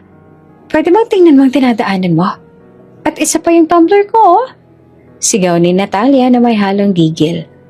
Bumagsak kasi ang kanyang mamahaling tumbler sa sahig. Hindi naman ito nasira, ngunit ang reaksyon ni Natalia ay sobra-sobra. Para bang ikamamatay niya ng pagbagsak ng kanyang tumbler. Nasa pasilyo sila noon, at dahil sa iskandalong sigaw ni Natalia, ay napatingin ang lahat sa kanilang kinaroroonan. Sorry po, hindi ko po sinasadya. Nakayukong sabi ni Kira. Tingnan mo kasi ang dinadaanan mo. Paano kung magkaroon ng gantong tumbler ko? Kaya mo ba tong palitan? Sita ni Natalia. Hindi mo ba alam na mas mahal pa to kaysa sa buhay mo? Pagtunghay ni Kira, ay nakita nito si Natalia. Yakap-yakap ang mamahalin niyang tumbler. Napapikit na lang si Kira at abot langit ang panghingi ng tawad. Bakit ba sa lahat ng araw, ngayon pa sila nagkadaupang palad? Sorry po ma'am. Sorry po talaga. Hindi ko po kasi kayo. At natigil na sa pagsasalita si Kira dahil nakita na lang niya si Natalia na binubuhusan siya ng malamig na tubig galing sa tumbler na hawak nito. Nanindig ang balahibo ni sa katawan ni Kira ng oras na yon. Nakatitig din sa kanya ang lahat. Yan ang bagay sa'yo. Chimay ka. Wika sa kanya ni Natalia matapos ubusin ang laman ng tumbler. Nang nakaganti na ito ay lumakad na ito pasulong na parang walang nangyari. At Iniwan si Kira na nakatayo. Napapikit na lang noon si Kira. Gusto na lang na magpakain sa lupa. Kaya ko pa kayang tagalan to? Nalulumo nito ang sabi sa kanyang sarili. Nabalitaan ni Marites ang nangyari. Agad siyang pinuntahan ng kaibigan at sinamahan sa kanilang locker upang makapagpalit ng damit. Bakit naman hindi ka lumaban? Sana hinampas mo sa kanya. Yung pinagmamalaki niyang tumbler para malaman niya na magkaroon lang yun ng dent pag hinampas sa mukha niya. Ang OA niya sa part na yun nakakagigil. Kung ako lang nandun, baka, bahala na lang talaga kung masisante ako. Pero ihahampas ko talaga sa ratakada niyang ilong yung tumbler niya. Gigil na sabi ni Marites. Habang hinihintay si Kira na makapagpalit ng damit. Hayaan mo na yun, Marites. May kasalanan din naman ako dahil hindi ako tumitingin sa dinadaanan ko. At bukod doon, kasalanan ko din kung bakit hindi silang ikakasal ni Sir Enzo. Pala ko sa love story nila. Kaya may karapatan lang siyang magalit sa akin. Kira naman, alam naman natin kung bakit humantong ang lahat sa ganito. At alam nating dalawa na siya rin ang may kasalanan kung bakit tayo nasa sitwasyong to. Paalala pa ni Marites. Tunay naman ang sinabi ni Marites. Si Natalia rin naman ang punot dulo ng lahat ng to. Nakita sa CCTV footage ang anggulo kung saan nilagyan niya ng kung anong pulbos ang inumin na binigay niya kay Augusto ng gabing yon. Sinundan nila ang bawat CCTV camera na makikita. Ang kilos si Natalia at ang eksenang binigay niya ang baso kay Augusto. Matapos ay sinundan nila si Natalia hanggang puntahan nito si Enzo. Kasabay nito ay ang mga kamera na nakuhana ng anggulo ni Kira at nakita nila sa dirty kitchen ang pagkabasag ng baso hanggang sa hinimura nito ng pusa na si Muning at nangisay lang makalipas ang ilang minuto. Habang pinapanood yon ni Augusto at Ricardo ay nanlalamig silang dalawa sa takot. Hindi nila akalain na sa likod ng magandang mukha ni Natalia ay nagtatago ang puso niyang ahas na handang tuklawin si Augusto, makuha lang ang nais nito. Nung una hindi maintindihan ni Augusto ang motibo ni Natalia. Gayong kasintahan naman ito ng anak niya. Nakaligtaan nito ang usapang yaman at pera na siyang paunawa ni Ricardo. Bilang magaling na abogado ay may naisip itong maaaring dahilan at nakaisip si Ricardo ng ilang hakbang upang makakalap ng ebidensya. Pinaimbestigahan niya na si Natalia. Tuso ang kanyang pamilya at matinik magtago ng baho. Ngunit sa tulad ni Ricardo walang inaatrasan at sanay sa ganitong kalakaran ay nalaman niya ang mabahong pagkatao ng pamilya ni Natalia. Sa ibang bansa ay nalulong ang ama nito sa sugal at nakakulong. Ang ina naman nito ay naloko sa pagbili ng mga ginto. Lahat ng kanilang negosyo sa ibang bansa ay wala na at ang natitira na lang ay yung nandito sa Pilipinas na pinamamahalaan naman ni Natalia. Gayunpaman, hindi na nito kayang sustentohan ang luho ni Natalia kaya naisip nitong kamkamay ng yaman ng pamilya ni Enzo nang sa gayon ay hindi siya maghihirap. Nag-alala si Augusto sa kapakanan ng kanyang anak. Kaya kahit alam niya magkakasira silang mag-ama, ay ipinagkasundo niya ito sa babaeng alam niyang aalagaan siya. At iyon ay si Kira.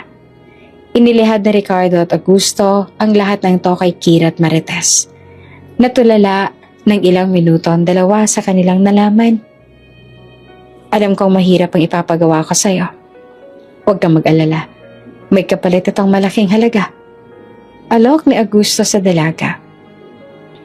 Pinalampas na lang ni Kira ang ginawa sa kanyang malditang si Natalia. Kahit nagigil si Marites, ngunit hindi naman yan inaasahan ni Enzo. Hahabulin niya dapat si Kira upang humingi ng tawad. Kilala niya rin si Kira. Hindi naman siya masamang tao. Nang marinig ni Enzo ang mga salitang binigkas ni Kira, ramdam niya ang pag-aalala nito bilang kaibigan. Napagtanto ni Enzo na nadadala lang ng sama ng loob at galit. Walang ipinakita ang masama si Kira sa kanya. Nagtiis ito sa kanyang mga magaspang na ugali. Palaging may ngiti sa mga labi kahit malapit nang bumagsak ang mga luha. Lahat ng yon ay nakikita ni Enzo, ngunit mas nangingibabaw ang kanyang galit. At bigla siyang natauhan nung naramdaman niyang kahit kasama niya si Natalia sa labang ito, ay tila mag-isa lang siya. May kung anong yamot ang naramdaman ni Enzo nang makita ang ginawa ni Natalia kay Kira. Hindi para kay Kira kung hindi para sa kasintahan. That muchacha? I am very pissed off. My gosh, yung tumbler ko. Limited edition pa naman to. Bulumod ni Natalia, nagigil habang naglalakad. Nasa isang tabi lang noon si Enzo. Sa katunayan, ay nalagpasan na siya ni Natalia dahil nakatuon ang atensyon nito sa tumbler. Nakuhang umiling ni Enzo sa sobrang pagkadismaya dahil sa hindi makataong ginawa ni Natalia. Agad itong pinuntahan si Kira at nang nakarating siya sa pinto ng locker room, ay may naulinigan itong nag-uusap. Alam mo, kung ako yung nasa posisyon mo, para maging worth it lahat ng ginagawa ng magjowa sa'yo, tinanggap mo na yung pera. Sumbat ni Marites. Nagpantig ang tenga ni Enzo. Umakyat na naman ang dugo niya sa ulo. Ngunit sa pagkakataong to, ay mas pinili niya munang makinig pa sa usapan ng dalawa. Marites, aanin ko naman ang pera kung kakainin naman ako ng konsensya. At yun ang pagkakaiba namin ni Ma'am Natalia. Hindi ko naman kayang maatim na lokohin sina Sir Augusto. Lalo na si Sir Enzo. At saka huwag na nga natin tong pag-usapan. Hindi naman ako nasaktan kaya tara na. Bumalik na tayo sa trabaho. Ani ni Kira. Nang marinig iyon ni Enzo ay dali-dali siyang umalis. Bumalik na siya sa kanyang opisina at doon ay nadatnan niya si Natalia. Nakabusangot. Inis na inis at panayang puna sa mamahalin niyang tumbler. Han, ano? Nagmamaang-maangan dapat si Enzo sa pagdating ng kasintahan ngunit bumungad agad sa kanya ang hinaing nito sa nangyari sa kanyang tumbler. That Chimay? Pinangga niya ako at nahulog yung tumbler ko. This is a limited edition tumbler at collaboration to with Jenny of Blackpink. Alam niyo bang worth 10,000 pesos ang tumbler na to? Gigil na sabi ni Natalia. Han, bakit ka naman kasi nagdadala ng tumbler na ganyan kamahal? Iinuman lang naman. No, it's not. Pagputol ni Natalia sa sinabi ni Enzo at pinilit pa rin ang kanyang hinaing. Umiling na lang si Enzo. Naupo sa kanyang silya at hinayaan ang kasintahan. Natapos na ang litanya ni Natalia, gayon din ang trabaho ni Enzo. Para niya nang naging talent ang pagteteng ang kawali tuwing magkakaganito ang kasintahan. Subalit, may isang sumbat ang nakapagpapantig ng tenga ni Enzo. Siguro nagkakagusto ka na sa Chimay na yun. Siguro hindi mo na ako mahal kaya ganin ka na sa akin. Siguro maghiwalay na lang tayo. At nagsimula na itong umiyak. Ang pagtulo ng luha ang isa sa kahinaan ni Enzo na siyang madalas maging bala ni Natalia tuwing sila ay mag-aaway. O di kaya ayaw siyang sundin ni Enzo. Much better kung maghihiwalay na lang tayo. Total, ikakasal ka naman na talaga sa kanya. Tanggap ko na nga magiging mistress ako for the moment. Ang laki na ng sakripisyo ko, tapos ganyan ka pa sa akin? Mas kakampihan mo pa siya? Dagdag pa nito, na tila hinahamon si Enzo. No, hindi ganon. Tumayo si Enzo. Lumapit sa kasintahan at hinawakan ng kamay. Marami lang ako iniisip ngayon. Ayoko na sanang dumagdag pa tong problema mo sa tumbler mo. Intindihin mo naman ako kahit kaunti. I will forgive you. If papalitan mo tong tumbler ko. Hiling ni Natalia, napapikit-pikit pa ang mga mata.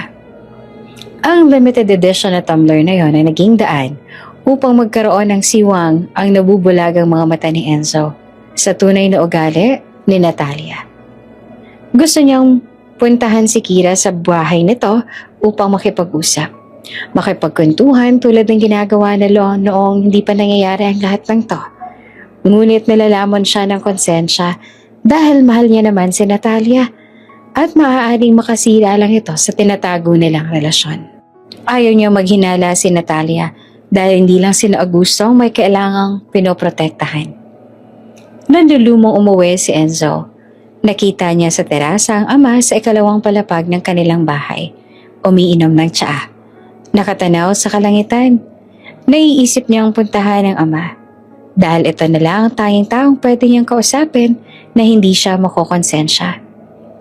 Tay, sabi nito sa ama. Oh, andyan ka na pala. Halika, maupo ka. Kumain ka na ba? Gusto mo bang ipaganda kita ng hapunan at samahan ako dito? Alok ng ama. Ngiti lang ang sinagot ni Enzo. Gustong-gustong gawin ito ni Augusto sa anak. Ang sabay silang kumain at magkwentuhan ng kung ano-ano sa ilalim ng mga bituin at ng buwan. Matagal na nilang hindi ito nagagawa dahil sa pagiging abala sa trabaho. At syempre, palaging kasama ni Enzo si Natalia. Alam mo anak, natutuwa ako at nagkaroon ka na rin ng tatay time. Biro ni Augusto. Tatay, ano pong ibig niyong sabihin? Noon kasi, palagi kang naka-babe time. Akala ko nga nakalimutan mo na ako. Si tatay, ano po bang sinasabi ninyo? Nagiging abala lang po talaga ako. Depensa ni Enzo. Ngayon niya naramdaman ang pangungulila ng ama. Naramdaman niya ang kanyang pagkukulang na matagal nang sinabi sa kanya ni Kira. Alam mo, hindi lang nagsasalita si Sir Augusto pero minsan nakikita ako sa mga mata niya na namimiss ka niya. Hindi ba kayo nagbabonding tuwing weekends o di kayo nagkukwentuhan sa hapunan? Wika noon sa kanya ni Kira na kanyang binaliwala. Naluluha si Enzo sa sakit na nararamdaman. Pilit siyang sumubo ng pagkain na inihain sa kanya ng kanyang tatay. Kahit pabiro lang ang sinabi ng kanyang tatay, ay tumagos iyon sa kanyang puso ang mga sinabi nito. Napansin naman ni Augusto na lubos na naapektuhan ng anak sa kanyang sinabi.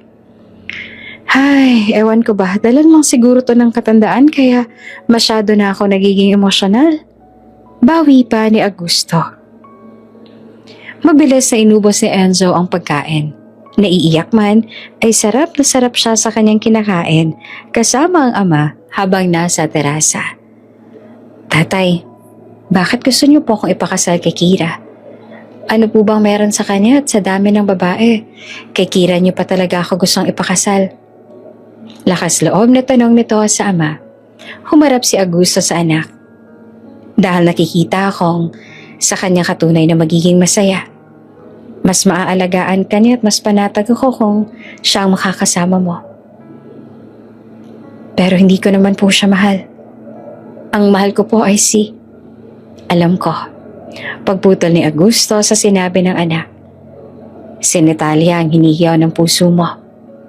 Hindi naman ako pinanganak kahapon para hindi malaman ng lihim pa rin kayo nagkikita at pumupunta pa rin sa opisina na tila walang pinangingilagan. At yun ang dahilan kaya ayaw mong isapubliko ang kasal niyo ni Kira.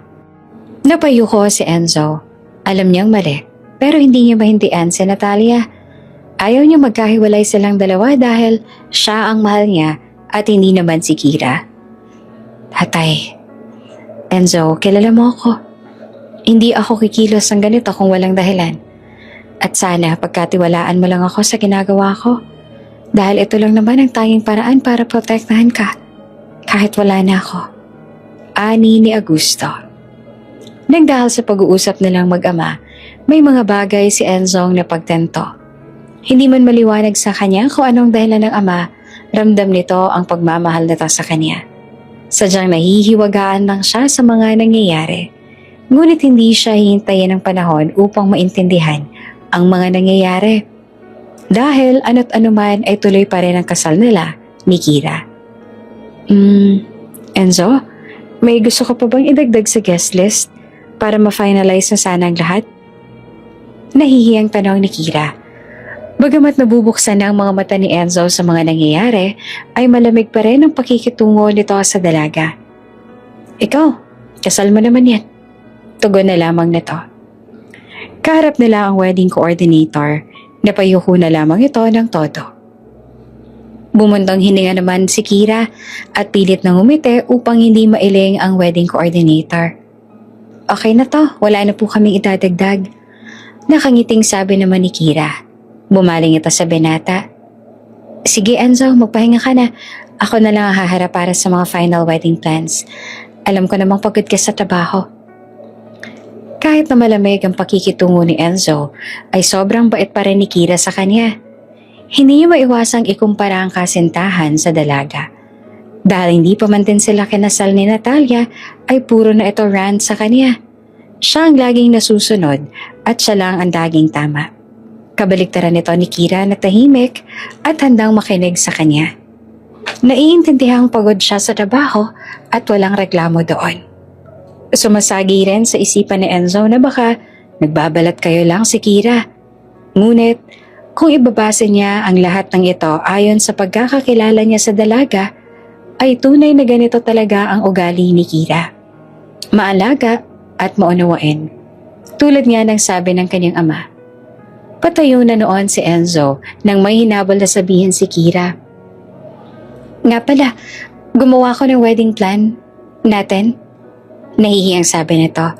Ilang page lang naman yan mula sa church hanggang sa reception para alam mo yung mga mangyayari. Huwag ka mag-aalala, siniguro kong gusto mo lahat mula sa kulay at pagkain. Simple lang to at walang gaanong program. Kinuha lang ito ni Enzo at saka umalis. Naiwang mag-isa si Kira, bumuntong hininga at tumulo ang ilang luha. Ano ka ba, Kira? Hindi ka ba nagsasawang umiyak ng ganyan si Enzo? Nito sa kanyang sarili. Sa sasakyan, alam ni Enzo lumalambot na ang kanyang puso para sa dalagang si Kira. Nakokonsensya na rin siya sa trato niya sa dating kaibigan. Ngunit ito ang palagay niyang tama para maisalba ang relasyon nila ni Natalia. At mas mabantayan ito sa kanyang mga balak. Ayaw pang umalis ni Enzo. Nakatitig lang ito sa papel na binigay sa kanya ni Kira. Naisipan niya itong buksan at tignan. Simple lang ang kasal. Sa lumang simbahan ito gaganapin ng karaniwang araw. Simbahan kung saan ginanap ang binyag ni Enzo nang siya ay sanggol pa. Kulay berde ang motif ng kasal, ang paboritong kulay ng binata. Mga lutong Pinoy ang pagkain sa reception. Mga paboritong pagkain ni Enzo na personal na tinikman ni Kira isa-isa. Kahit na si Kira ang palaging kasama ng wedding coordinator, ay puro paborito ni Enzo ang isinaalang-alang ng dalaga. Mas nilaman si Enzo ng kanyang konsensya. Hindi man niya aminin, sinasampal na siya ng tadhana kung sino nga ba ang tunay na babaeng pinapahalagahan siya. Nakita na lang ni Enzo ang sarili na papunta sa condo ni Natalia. Dalang wedding plan na ginawa ni Kira. Pinakita niya ito sa kasintahan at tinanong kung anong opinion niya dito. This is so cheap. Bungad nito na makita pa lang ang unang pahina ng papel. Wala bang ibang available na simbahan? Kung ako ang bride mo, sa Manila Cathedral tayo ikakasal. Tapos, green ang motif. Ew, pang tsimay talaga ang taste. Dapat gold or red. Yun yung mga kulay na pang mayaman, but green? Yuck! Masuka-suka nitong sabi. Hinayaan lang ni Enzo magsalita si Natalia. Paglipat nito sa sumunod na pahina, ay pinulaan nito ang mga dish na nakalista. Wala naman daw masarap sa mga Filipino food na ihahain sa kasal. At bukod doon, bakit kaunti lang daw ang bisita? Ayaw niya ng ganoong kasal. Gusto niya ay in grande at mapapabalita sa telebisyon kung gaanong kaganda at kalaki ang magagasta sa kanyang kasal. Hay, mabuti na lang at hindi natin magiging wedding to. At least, hindi ito naka-public at oras na tayong ikakasal, walang issue. Dahil hindi naman kalat na nagkasal kayo ng tsimay na to. Don't worry, hon. Makuha mo lang yung... Biglang huminto si Natalia dahil nakita niyang kumunot ang noo ni Enzo. Masasabi na naman niya ang salitang yaman. I mean, mapagbigyan mo lang si Papa. And after ilang months, pwede ka na mag-file ng annulment. I'm sure, gugustuhin din yun ng tsimay na yun lalo na't pinapakita mo sa kanya na wala kang pakialam sa kanya. Madali na lang din lang yan ng babaeng yon. Ignorante at walang utak ang mga tulad niya. Pera lang ang katapat ng mga tulad niyang dukha. Nakatitig lang noon si Enzo sa kasintahan. At para kay Natalia, yon ang paraan ni Enzo. sa pagsang-ayon sa kanya. Umusbong ang hinala sa isipan ni Enzo. Tila may binabalak ito na kung ano. Bukod sa pananatili bilang kasintahan niya, sa kabila ng pagpapakasalala ni Kira, naglalaban ang kanyang puso at isipan tungkol kay Natalia. Alam ng isip niyang may mali sa kinikilos ni Natalia, ngunit sumasalungat ang sigaw ng kanyang puso. Hinihiyaw nitong siya ay magtiwala at mahalin lang si Natalia. Nang gabing yon, kalapit ni Enzo si Natalia sa kama. Mahimbing na natutulog si Natalia habang nakayakap sa kanya. Nakatitig si Enzo sa kasintahan at iniisip ang kanilang mga pinagdaanan. Napapatanong sa kanyang isipan kung minsan ba kinamusta siya ni Natalia. Tinanong kung anong kanyang gusto o hindi kaya hayaan siya sa kanyang pasya. Sa tagal na lang magkasintahan, parang walang ganon na naging eksena sa kanilang dalawa. Natawa si Enzo at biglang sumagi sa kanyang isip si Kira. Si Kira na kahit kaibigan lang niya ay alam ang kanyang mga gusto at ayaw. Hindi umalis sa kanyang tabi kahit na paulit-ulit siyang dumadaing sa kanyang kasintahan. Mga tawanan na kay lakas at wala silang pakialam sa mundo, basta ang alam lang nila ay masaya silang dalawa. Nalumbay si Enzo at ng oras na yon, gusto niyang kausapin si Kira. Mahimbing na natutulog si Kira ng oras na yon sa kanyang munting inupahang bahay. Kahit na magiging asawa niya na ang isang Enzo Madrigal, ay mas gusto pa rin niyang sulitin ang mga araw na mapayapa siyang natutulog sa kanyang munting bahay. Nang magising si Kira, dahil sa kahol ng mga aso at tinig mula sa labas na sinisigaw ang kanyang pangalan, pupungas-pungas sa tumayo si Kira. Dumampot na lang ito ng unan upang itabing at saka lumabas. Sa pagdungaw niya sa bintana, nahulas ang kanyang antok at nagulat sa nakita. Enzo? Bulalas ito. Nasa sala na ang dalawa. Nakaupo si Enzo sa tapat ni Kira. Naghain si Kira ng kape at biskwit para sa kanyang biglaang bisita. Sir, ano pong I'm sorry. Usal ni Enzo. Nanlaki mo mata ni Kira. Po? Sorry. Kasi binaliwala akong pagkakaibigan natin. At hindi naging maganda ang trato ko sa'yo. Nakokonsensya na ako sa ginagawa ko sa'yo. Alam kong may dahilan kung bakit ka pinapayagan ng tatay na pakasalan ako. Sa totoo lang, hindi ko alam kung tama nandito ako, basta ang alam ko lang. Namimiss ko ng kaibigan ko. Wika ni Enzo. Ang mga luhang matagal nang tinatago ni Kira tuwing nasa harap niya si Enzo ay biglang nagpumiglas. Salamat.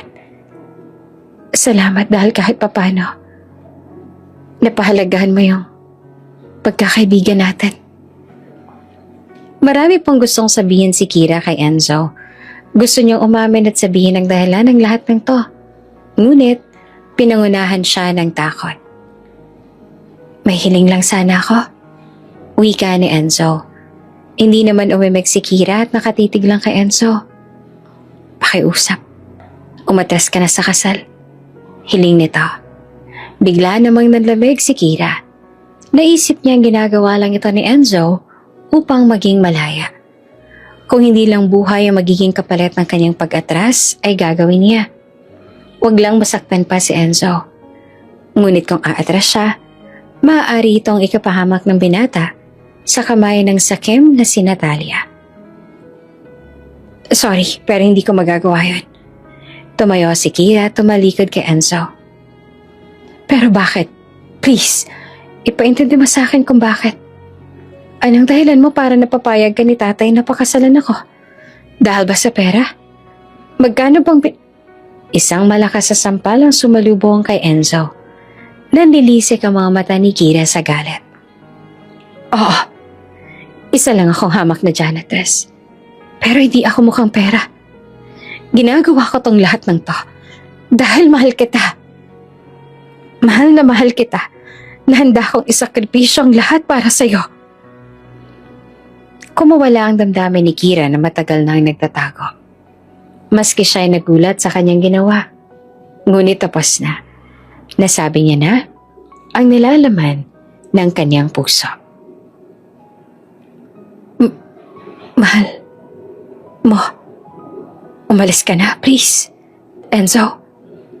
Tumalikod si Kira at sinigawan si Enzo. Wala namang masabi si Enzo. Nagulat siya sa kanyang nalaman. Ngunit sa kabila nito ay may saya siyang naramdaman na hindi niya alam kung saan nanggaling. Ang tagal ni Enzo sa tapat ng bahay ni Kira. Andan lang siya sa loob ng kanyang sasakyan. Nakatanaw sa pintong kaniyang nalabasan kanina. Parang sasabog ang puso niya sa kanyang nalaman. Ngunit hindi niya alam kung bakit tuwa ang kanyang naramdaman. Hanggang sa sumagi sa kanyang isipan ang kanyang ninong Ricardo. Oh, iho, may nangyari ba? Gabing-gabi na, bakit bigla kang napadalaw? Salubong na Ricardo sa inaanak. Ikinuwento ni Enzo ang nangyari. Mula sa ginawang wedding plan ni Kira para sa kanya, hanggang sa hilingin niyang umatras si Kira sa kasal. Habang seryoso si Enzo na nagkukwento, ay natatawa naman si Ricardo. Hanggang sa hindi nito mapigilang tumawa. Ninong, may nakakatawa po ba sa sinabi ko? Di ko na nga po alam ang nararamdaman ko tapos tinatawanan niyo pa ako. Hindi ko naman masabi to kay tatay. Daing ni Enzo. Hay, inaanak. Alam mo, ito lang ang masasabi ko sa'yo. Alamin mo kung sino ba talaga sa dalawang babaeng to ang mahal mo. Kung sino ang tunay na nagmamahal sa'yo. Tandaan mo, wala sa tagal ng relasyon ng pag-ibig. Kung minsan, kung sino pa yung hindi mo inaasahan, siya palang nakatadhana sa'yo. Nakangiti nito ang sabi. Kumunot naman ang noon ng binata. Ayoko sana mangialam sa bagay na yan pero mukhang kailangan. May inilabas sa USB si Ricardo. Eto, baka makatulong ang laman nito para maging malinaw sa'yo ang lahat. Pusturang-pustura ang binata habang nakatitig sa salamin. Maingay ang silid. Hindi siya makapaniwalang suot niya ang barong Tagalog na may bordang puti sa dibdib at manggas. Kamisita de chino ang panloob. Itim na pantalon at makintab na sapatos. Lahat ng to ay hindi akalain ni Enzo na magiging maganda ang sukat sa kanya, lalo na at isang beses ay hindi niya ito sinukat habang ginagawa. Kasama ni Enzo sa silid ang ilang sastre, photographer at best man. Sir, napakaswerte niyo po sa mapapangasawa ninyo. Wika ng sastre na tinulungan ni Enzo sa pag-aayos ng kanyang damit. Napaisip si Enzo kung anong tinutukoy ng sastre. Napakunot ito, ngunit hindi nagsalita. Abala pa rin ang sastre sa pagsipat sa barong na kanyang gawa at patuloy sa pagsasalita. Super meticulosa na Miss Kira. Kung hindi niyo po na itatanong, nakailang ulit na po kami ng tahe sa pantalon at barong dahil hindi niya nagugustuhan ng sukat. Ang tagal niyo na po siguro, ano? Kasi ultimo maliit na detalye tulad ng nangangati kayo sa etiketa ay alam niya. Wika ng madaldal na sastre. Isang maliit naman ng ngiti ang gumuhit sa labi ng banata. Hindi nito akalain na natatandaan ito ni Kira. Kahit na minsan niya lang itong nabanggit sa dalaga. Pwede niyo ba muna akong iwan? Malamig na wika ni Enzo. Mabilis namang sumunod ang mga tao na nasa silid. Naisip nilang dumaranas ng pre-wedding blues si Enzo kaya kailangan ito ng oras na mag-isa. Maaga pa naman kaya hinayaan muna na lang binata. Nang makalipas na ang lahat ay muling tinignan ni Enzo ang sarili sa salamin. Tahimik na ang paligid. Hinuplas niya ang suot niyang barong at kwelyo nito. Nakapa niyang borda sa may batok. Napangisi ito ngunit may halong inis sa sarili. Kira, bakit pa kasi ngayon lang kita nakalala? Wika nito. Napapikit sandali at sinabi sa sarili na mula sa segundo nito, hahayaan niya na ang tunay niyang nararamdaman ng magdesisyon sa kanyang mga susunod na hakbang. Sa kwarto kung nasaan ang bride na si Kira ay humahangos na nagpunta si Enzo. Pagbukas niya ng pinto ay walang ibang tao doon, kung hindi ang kanyang amang si Augusto. Nakatalikod ito sa may pinto. May suot din na barong at nakatanaw sa bintana sa harapan nito. Tanaw ang hardin na punong-puno ng berdeng dahon. Doon ang resepsyon ng kasal. Abala ang lahat ng tao sa labas. Tatay? Laking pagtataka nito. Lumingon si Augusto at nakita ang anak. Pinalapit niya ito sa kanya. Napansin naman ni Enzo na may hawak itong papel. Nakatupi sa 3. Anak, pinabibigay ni Kira. At muli itong humarap sa may bintana. Pagbuklat ni Enzo sa papel, hindi pa man lang niya nabasa kung kanino galing ay alam na nitong sulat kamay ito ni Kira. Enzo, patawarin mo ako. Bilang kaibigan mo, alam kong labag ang lahat ng to sa loob mo. Alam ko din na kahit anong gawin ko, hindi ko matuturuan ang puso mo na mahalin ako.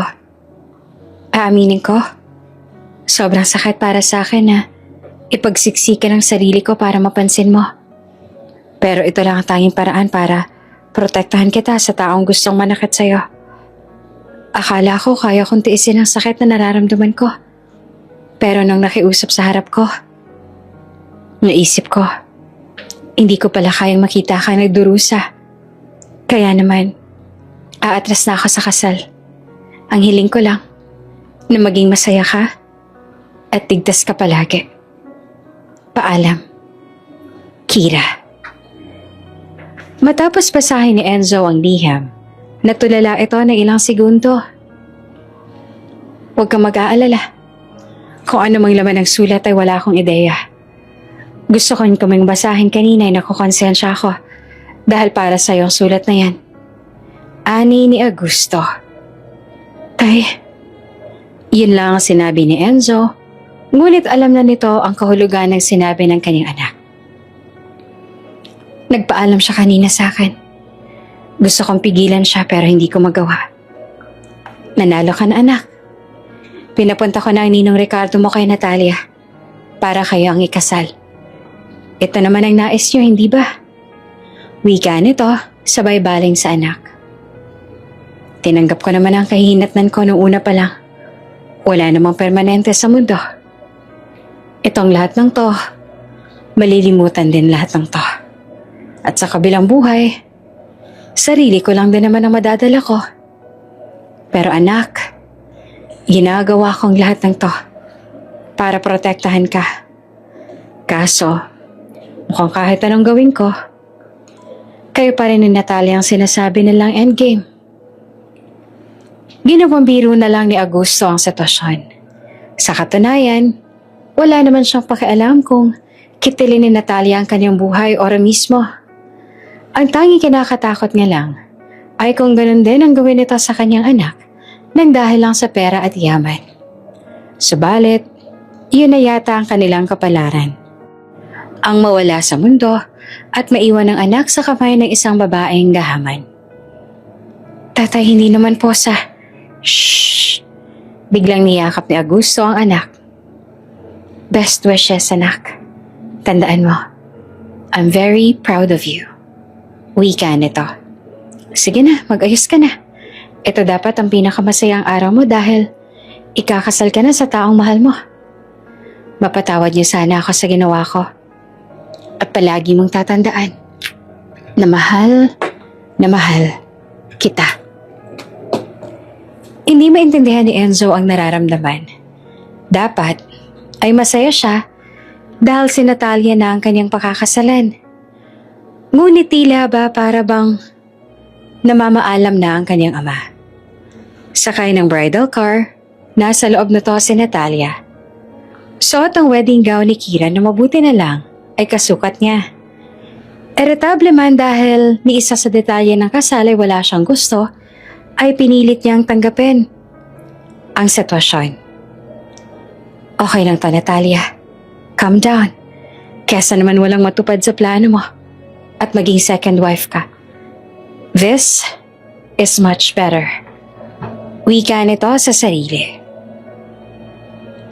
Pilit ng ngiti ang bumungad sa mukha ni Natalia nang pagbaba niya ng sasakyan. Sinalubong siya ng wedding coordinator upang alalayan.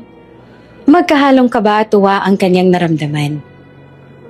Dahil sa wakas, abot kamay niya na ang yaman na matagal niya na ang inaasam.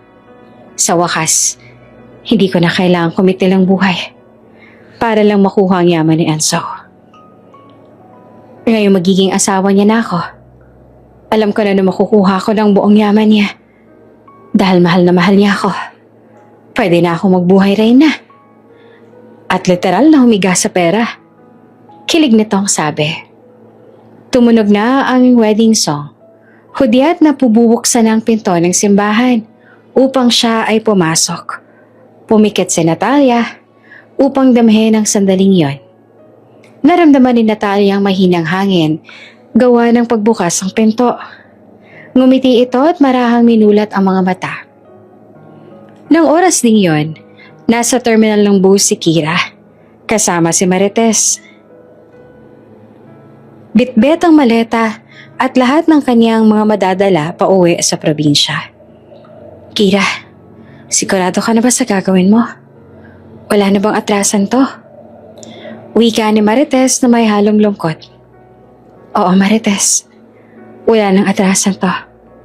Masakit para sa akin na umatras sa kasal. Pangarap ko yan. Lalo na't sa taong mahal ko, ako ay kakasal dapat. Ang kaso, hindi niya naman ako mahal at masasaktan ko lang siya. Hinawakan ni Marites ang kamay ng kaibigan. Talagang mas iniisip mo pang nararamdaman niya kaysa sa mararamdaman mo, ano? Tumango si Kira. Alam mo namang simula umpisa, kapakanan na ni Enzo iniisip ko. Kaya ako tinanggap ang alok ni Sir Augusto at Sir Ricardo. Handa naman akong magsakripisyo at ipagsiksikan ang sarili ko, maprotektahan lang sana si Enzo. Kaso, mas hindi ko pala kaya makita siyang nasasaktan at hindi makasama ang mahal niya. At si Ma'am Natalia yon. Niyopos ni Marites si Kira. Sumigaw din ang konduktor na pwede nang sumakay sa bus. Sa pagmulat ni Natalia ng kanyang mga mata, 2 pulis ang bumungad sa kanya. Miss Natalia Vergara, ito po ang iyong warrant of arrest para sa multiple counts of attempted murder at serious physical injuries. Sabay abot ng papel. Binuklat ito ni Natalia at binasa. No, hindi to totoo. Hindi ko to ginawa. Kasinungalingan ang lahat ng to. Sigaw ni Natalia habang nagpupumiglas. Hindi pinansin ng polis ang pagpupumiglas ni Natalia at pinasasan pa rin ito. Binigyan ka namin ng Miranda rights at binasahan siya ng kanyang karapatan. Lumabas si Enzo sa simbahan kasama ang kanyang tatay at ninong. Nakita siya ni Natalia at muling sumigaw. Enzo, hon? Ano nangyayari? Bakit nakatayo ka lang dyan? Hindi mo ba nakikita? Inaaresto nila ako. Sino may kagagawan nito? At huwag niyo nga ako hawakan. Ako, tugon ni Enzo. Dahil pinagtangkaan mong patayin ang tatay ko. Nanlaki ang mga mata ni Natalia. Ano? Anong ginawa ko para gawin mo sa akin to? Minahal kita, Enzo. At anong kalokohan yung sinasabi mo? Bakit ko naman pagkakatangka ang patay ng future father-in-law ko? Patuloy pa rin ni Natalia sa kanyang pagbabalat kayo. Natalia, tama na. Alam ko na ang lahat. Una pa lang. Hindi mo lang pinagtangkaan si tatay noong retirement party niya. Maraming beses na. At hinadlangan ko lang lahat ng yan. Nanlamig si Natalia at panay pa rin ang sigaw nitong huwag siyang hawakan. Bumaling ang tingin ni Enzo sa mga pulis at sinenyasan niya ito ng tango. Nagpumiglas pa rin si Natalia. Habang hawak ng mga pulis, umalingaw-ngaw ang sigaw nito sa loob ng sasakyan. Salamat, anak. Hindi ko akalain na ikaw palang nagligtas sa akin. Akala ko. Tay, oo, mahal ko si Natalia. Noon. Pero mas mahal kita. Akala ko mapapagod rin si Natalia sa ginagawa niya.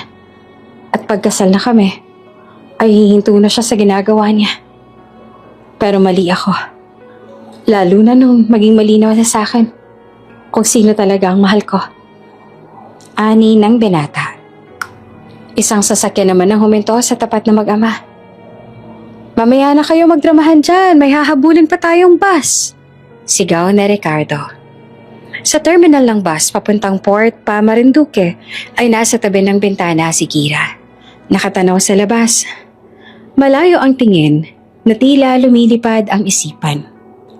Kamusta na kaya yung kasal? Sigurado akong sobrang saya ngayon ni Enzo dahil hindi ako yung mapapakasalan niya. Dalangin ko lang na sana, huwag sanang may masamang mangyari kay Sir Augusto at Enzo. Sana, huwag nang maging sakim si Ma'am Natalia. Sabay buntong hininga. Lumilipad man ang isip ay biglang nagtaka si Kira.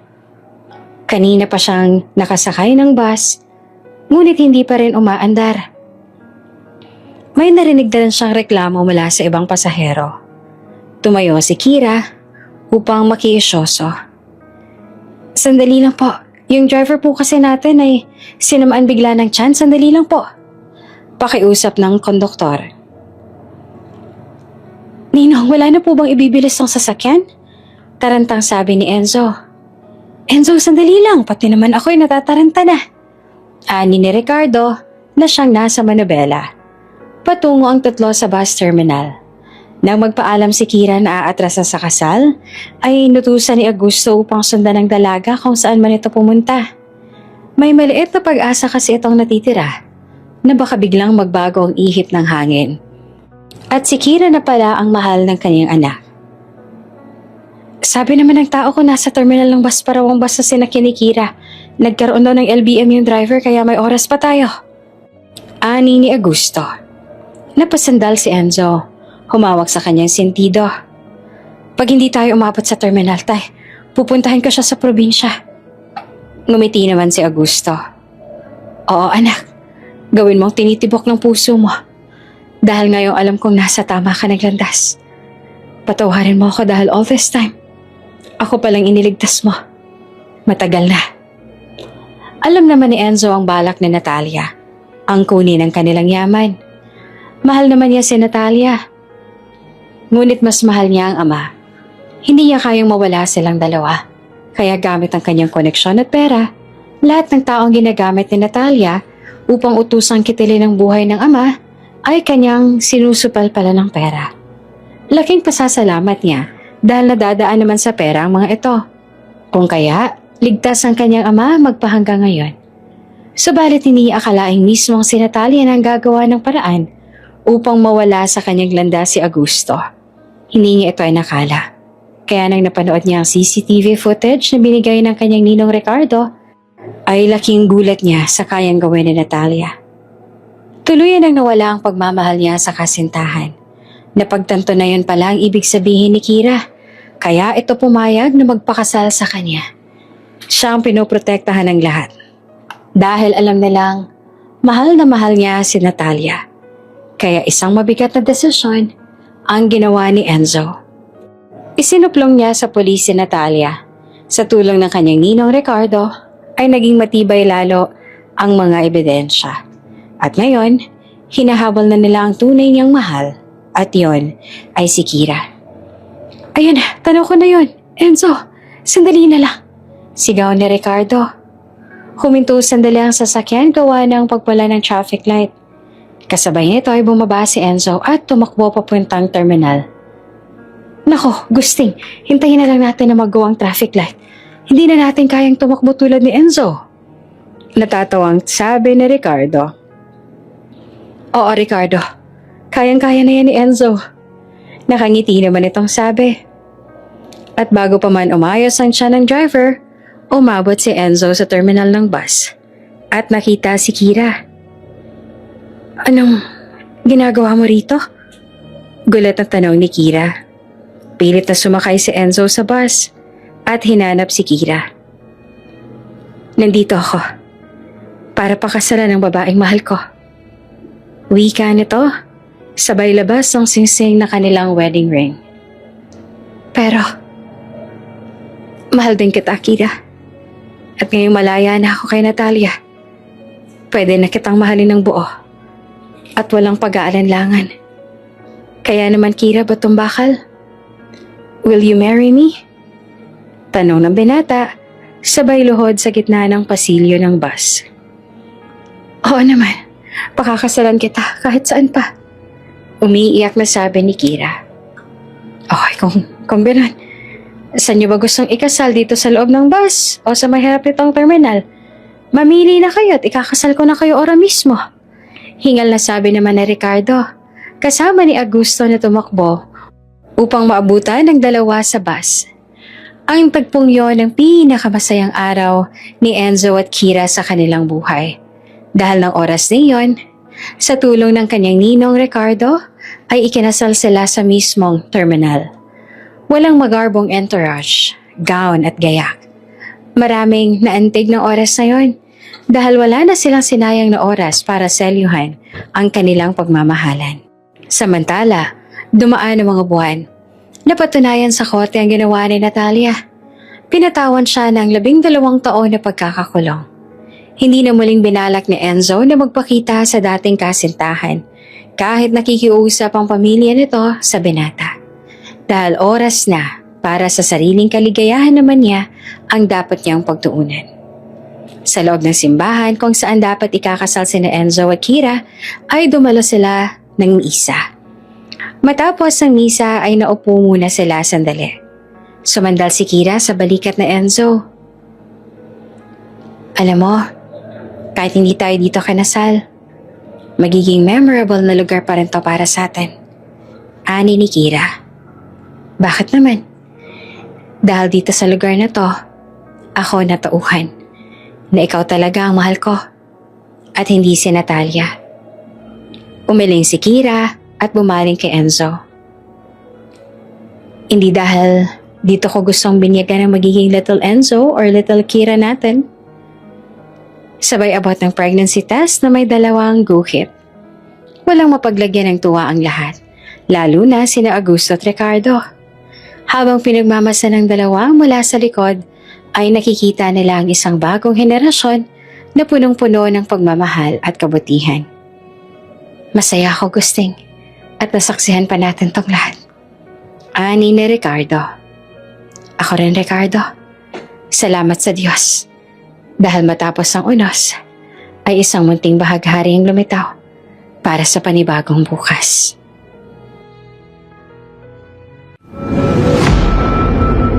Kung bago ka pa lang sa channel na ito, Ate Jane TV, huwag kalimutang pindutin ang notification bell and subscribe button. Sana po hindi naman malaking abala sa inyo ang pagpindot ng subscribe button dahil ang kapalit po nito ay ang pagsuporta para makapag-produce ng mga libreng stories sa mga channels ni Ate Jane. Maraming salamat!